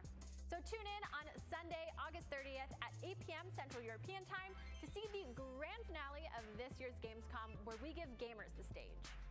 That's it for me tonight, but before I turn it back to Geoff, I just want to say that I hope everyone out there is staying safe and healthy. We're all in this together, so take care.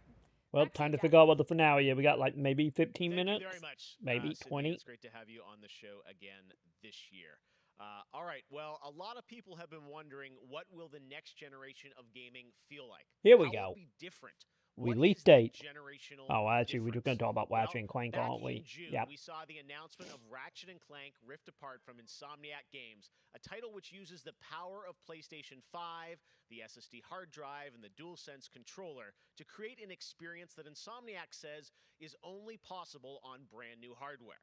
Well, now it's time for you to decide if you see the difference. Here's an extended, uninterrupted demo of live PlayStation 5 Okay, let's see that. of Ratchet and Clank Rift Apart.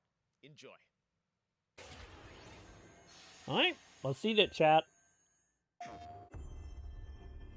I'm actually excited for this.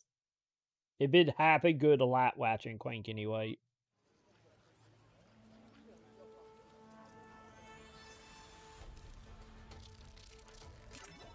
Okay, real quick.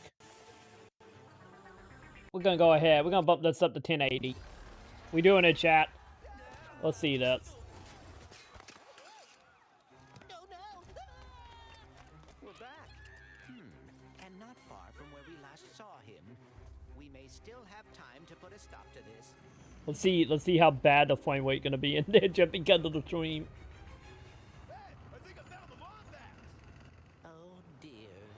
The last time, my god, the bit rate was not good for the stream. We'll see if we have got better for that.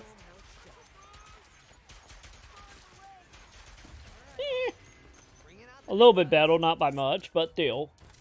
That's more of a stream problem more than anything.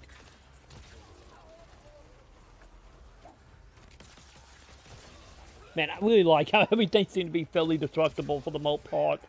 Which in return, they weren't going to make the bit weight to go to hell and back, but... as of right now, yes. I will be getting PS5 and Xbox eventually. But for the time being, I am leaning more toward Xbox day one, though, or try to day one. Well, I walk into a store and they only have a PS5, you know, then I would do PS5, but yeah. Eventually, I will have both, but right now I am leaning a little more toward Xbox, at least for my main console for next gen. But we will see.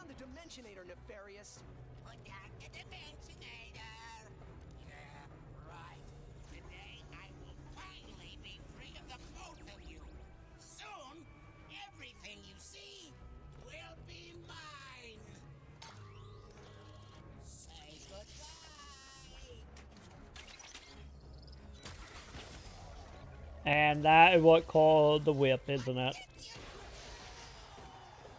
But yeah, as of right now, like, Xbox probably as soon as possible. And then PlayStation 5, I will probably get like a year or two in. But that's usually how I go for the generation thing. Hitting Nefarious' device seems to have destabilized reality. Great. The bridge is shot. There has to be another way across.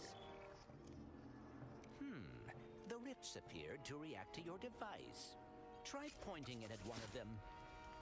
It seemed like such a bad idea, but okay. But yeah, probably like a year or two in when I will get a PS5. Like I said, I walk into a store and they don't have an Xbox Series X though. Or, you know, I just can't get my hands on it because, you know, pre-orders, which we will see on that one. But yeah, otherwise right now, Ratchet & Clank is like, as far as PS5 stuff is concerned, is like my most excited one right now. But yeah, they game look fantastic. And then also, like, you know, obviously the tech demo for the PS5. My only worry I have for this is that it's obviously a launch title and a tech demo game. That a game might end up only being like 3 hours long. But hopefully that's not the case. And if it does end up being 3 hours long, hopefully it's a good 3 hours, but like launch titles are funky, but we will see. But right now, if I accidentally do get a PS5 day one, I'm doing PS5 and Ratchet & Clank. That right now is where I'm setting. Because I absolutely love the Ratchet & Clank game that came out on the PS4. Or at least a very large octopus.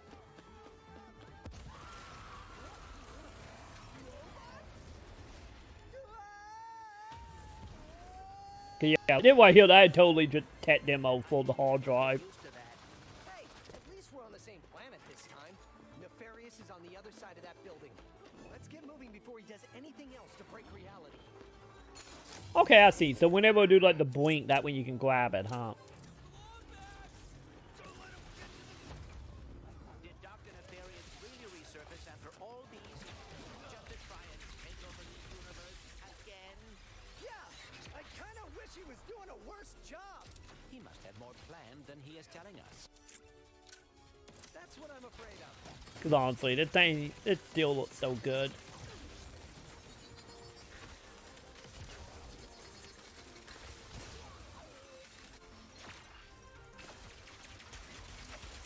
Yeah, leveling up a lot, but then again, it looked like since it's like roughly the beginning of the game, roughly, since everything like level 1, 2, maybe this is fairly accurate to, you know, to how quickly you can level up, or maybe they do leveling up faster than the demo.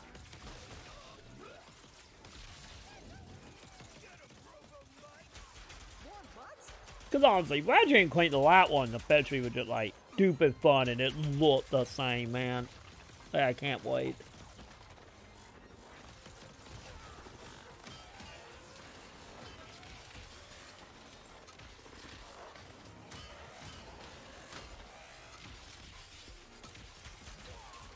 That's all of them. We have to get the Dimensionator away from Nefarious.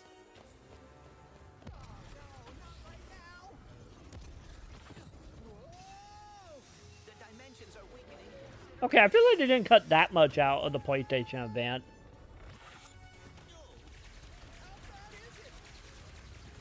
I feel like way more dialogue happening, though, in that one. Well, it is certainly not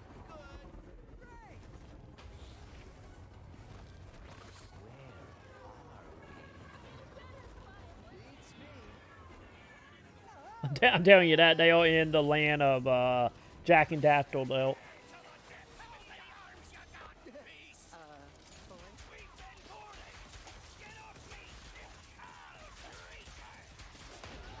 Yeah, the Bitway still can't handle this.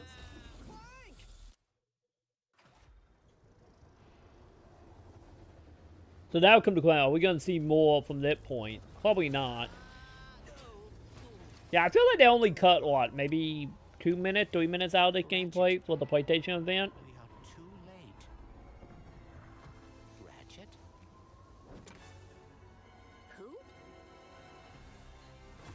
Yeah.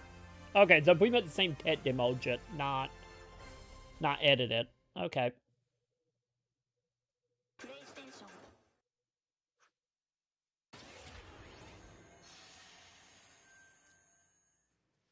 There you have it, Ratchet & Clank Rift Apart, and now I am joined by Marcus Smith and Mike Daly from Insomniac Games.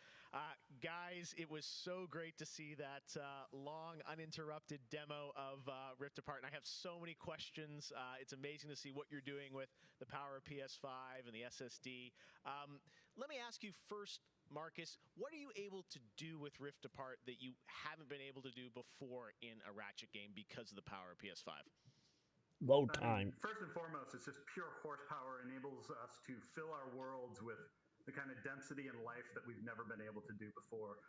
More importantly, perhaps, though, is the dimensional shifting that we have going on, which uses the SSD that allows us to fling the player from planet to planet to planet lightning fast, like in way, way faster than we've ever been able to do before. Hey, welcome back, Zuby. Yeah, we just saw the demo for Ratchet & Clank. Actual gameplay, Mike. I'm curious, like, how does that work? I think I've been about it, probably. Levels where you can jump, or how do you play through that? For the most part, nothing super big by any means. Throughout the galaxy that Ratchet & Clank have to find a way to fix. And you can find these weak points in space-time that you can pull to you with your rift tether. It's like being able to lasso a portal. And that enables you to basically like warp across the world to find new places to discover or gain a tactical advantage in combat. Wow, yeah, I got to say, like, when you see that and you imagine the jumping from multiple worlds at instantaneously almost, and it sounds like there's no load screens throughout the entire game? That's right. We're going seamless. That's right. Yep. Wow, all right. You bite. So confident, both of you say it. I like it. Now, let me ask you about DualSense. That's something that is a big part of PS5. I've had a chance to hands-on with the controller, with the adaptive triggers and the haptics. How are you using that to sort of impact the gameplay of Rift Apart? So, at the heart of every Ratchet & Clank game is a powerful arsenal of weapons that just exude a ton of personality. And they haven't point weight issues again, chat. Sort of like, it feels like it was made for Ratchet & Clank just because the haptics give us a whole new layer for the weapons to express themselves. So, for example, your burst pistol, of course, it gives you like a satisfying click or kick with every bullet. But when you throw the shatter bomb, you can actually feel the energy pulsing off the grenade fade away as it gets further apart from you. Basically, the haptics are expressive enough that every weapon feels different and you can tell what you're holding. But of course, the adaptive trigger like takes that to a functional level where, in addition to the trigger pull feeling unique, we can actually use that as a super intuitive way to add alternate functions to the weapons. So, for example, in the demo, we've got the Enforcer, which is a double-barreled shotgun.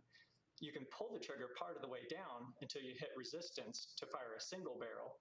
And then whenever you feel like it's the right time, pull it the rest of the way for a double shot. So you might be swarmed by a bunch of little enemies. You only want to waste one shot on them and then wait a minute for even more to swarm in before finishing them off. But a big guy, you probably want to just give both barrels to right away. So there's a nice intuitive way of basically raising the skill ceiling and giving you more ways to play better. And also known as a lot of developers are not going to care about like a year end. Group of weapons as always. Plot-wise, Marcus, tell us a bit about this game. I think some fans have wondered, does this tie into the movie plot line, the game plot line? Like, how it would tell us in the Ratchet verse where this coming back down, chat. Yeah. Well, canonically, this is an extension of Ratchet and Clank into the Nexus, the 2013 game. But it's a standalone adventure, so it's one that even if you've never played a Ratchet & Clank game, you can get into it and you'll understand it and you'll enjoy it. For hardcore fans, we have a lot of nods. You're gonna see a lot of returning characters and planets and see them all through a whole new light of multiple dimensionality. Yeah, no, this Rift Tether thing I think looks really exciting. And how often, like, is that something we saw in the demo? Is that something you're going to see like frequently in the game? Are there special moments? Like, I guess I'm curious, like, how often you use that technique for gameplay.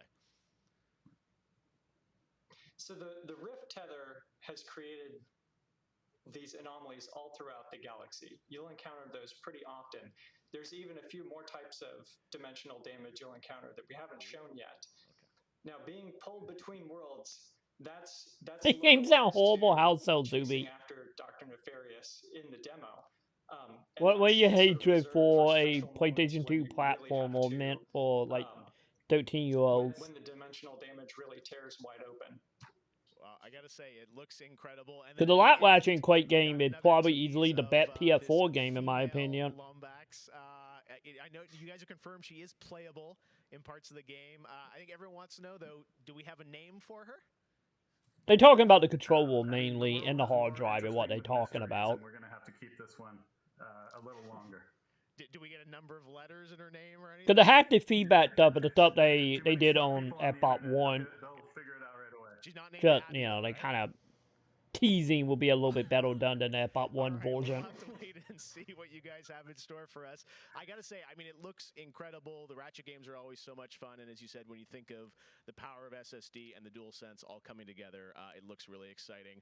Before we go, though, I think everyone around the world wants to know when we're gonna get to play this game. Anything you can share with us? They're not gonna say that because they haven't announced the PS5 yet. Mike? So Ratchet & Clank is coming out in the PS5 launch window. So we haven't announced a release. Oh, not launch. Oh. Yet, so stay tuned for that. Okay. Window. Is it big window? I thought it was gonna be a launch title. Get, I'm sure. Ratchet & Clank. Okay, I guess it's not a launch title, chat. Okay. Never mind on my original idea.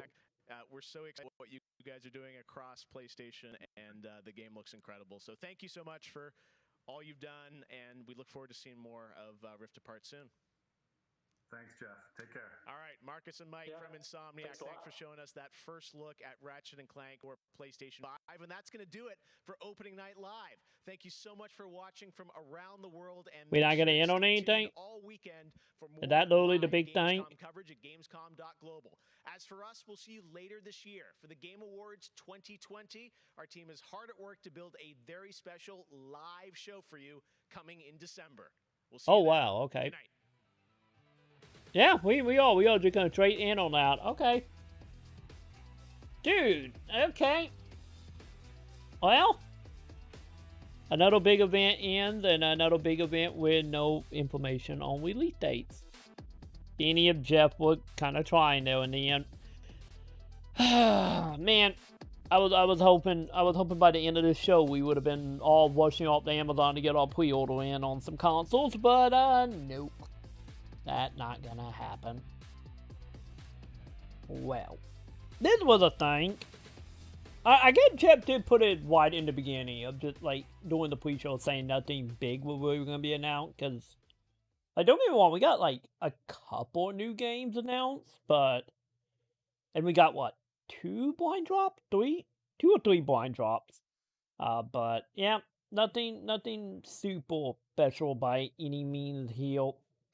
Which, let me go ahead and go back a little bit to get, there we go, pause that, there we go. But yeah, I would say, out of all this stuff, it was nice seeing, what was it, like, 12 whatever, I can never remember the name of that game, any if I'm excited for it, good seeing that game again, any if it wasn't a blind drop. And I would say that pretty much was like the big thing here. I feel like with a lot of announcement, but not a lot hit super close to home. I get technically the other thing I would be excited for than that Medal of Honor. Because I would not well that, you know, we're working on a new Medal of Honor. So I'm actually excited for that. Which in return have equal 3 games now I'm going to buy when I buy my VR for PC, whenever that might be. Between Medal of Honor, Beat Saber, and Half-Life. But yeah, I would say that about it. Nothing too outstanding, which I hate coming with the territory. Would beg the question now, though, like, when are we gonna get release date here? Cause we all can't wait to enter September, and supposedly from all the back end dealing, it seemed like a lot of the net gen stuff seemed to be in about October or mid-November. Like somewhere in that like 2-3 week time period there. So that means we have to get a release date by the end of the month, right? They can't just pull a Sega Saturn here and just be like, oh yeah, here's the release date. It come out today, like. But yeah, I don't know. Why did they need a 2-hour show? To be totally honest, like they filled the 2 hours. It was only like what, maybe like 10 minutes of ads. That about it. And also, the originally, they were like opening ceremonies at Gamescom and what this is, or was last year anyway. So, as Geoff said in the beginning, during the pre-show, you know, he kind of wanted to stay with tradition on that. But I don't feel like the 2 hour was really a wait, because there wasn't a lot of dragging at all. Like, we had, what, 4 interviews, technically?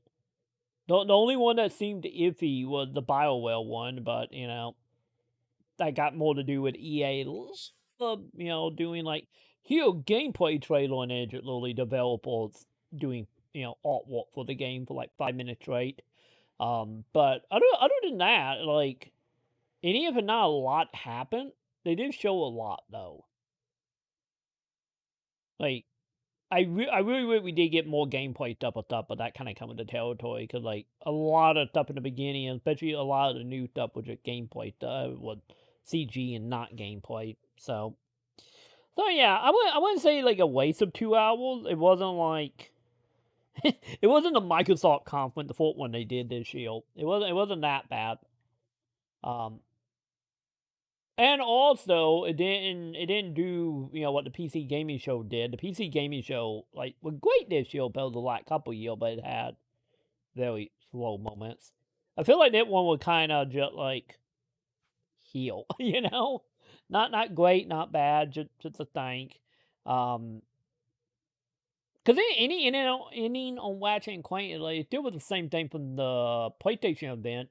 It just, you know, we got, what, maybe like 3 minutes of new footage there between cutscenes and way more dialogue. But yeah, it was a thing. So I get real quick. When is the net event? So we do have Gamescom Daily Show tomorrow, but we don't have a time for that. I guess I will update you guys when I have an update on that. And then we got the Indie Showcase and then another Daily Show, and then we got the award show. So I'm wondering, see, this is the thing. I wonder if we might get an announcement at the ending of this.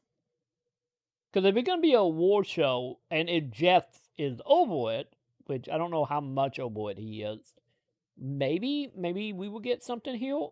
So I don't know. I will probably watch all 3 of these, because that going to August 30th. So that is going all the way to, yeah, Sunday. So yeah, we might do some more streaming of this over the next few days and see accidentally if something happened. Because you know what's gonna happen. It's literally gonna be in some random little offhand thing. You know, like one of the like IGN showcase. And like during them events, it's just like with nobody watching, it'd be like, PS5 and Series X available now. Go pre-order. Like, and then everybody gonna be panicking and like just dumping over each other on Amazon, which I know they probably do anyway. But yeah, we probably do need to watch some of this and see if anything comes of it. I doubt it, because I did wait. It just I do. I foresee Sony and Microsoft to pulling a freaking Sega heel. Because I know what Microsoft doing. Microsoft is waiting for Sony, but the problem is Sony is being stubborn at the moment. So I did that, I guess. But with that being said, I think that's gonna go ahead do it for me for now. I'm gonna go get food at 3 o'clock. Jesus. And I will be back probably tomorrow. For that showcase thingy. So whenever they actually post a time for this, I will post on Twitter letting you guys know. I will also probably post in the Discord as well, letting you know about that. And then probably more than likely on Saturday. Saturday we will be doing our normal Fantasy Star live stream over on YouTube for Saturday and Sunday. Checking out the new stuff that got added into that. But with that being said, I will probably have the conferences up in the background just in case something get announced. So who knows? Maybe mid Fantasy Star we will jump into whatever happening with these. So once again, either come on over to Assemble Game Fest to figure out the time frame for this stuff. And if you see the time before I do, let me know, because I will be live probably roughly about 30 minutes before the go live. And we will hopefully see something good. Hopefully. Doubtful, but we might get lucky. So with that, I'm out and about. I'm going to go work on YouTube videos and get this uploaded and a whole bunch of other jazz. Today is a busy day, and if anything, I will see you tomorrow, Zuby. I'll be live tomorrow here on Twitch, and then Saturday, Sunday over on YouTube. So, yeah. Either way, have yourself a good one, Zuby, Johnny, Coon, and everybody else that might be looking about. So, to then, have a good one, my dudes. Bye!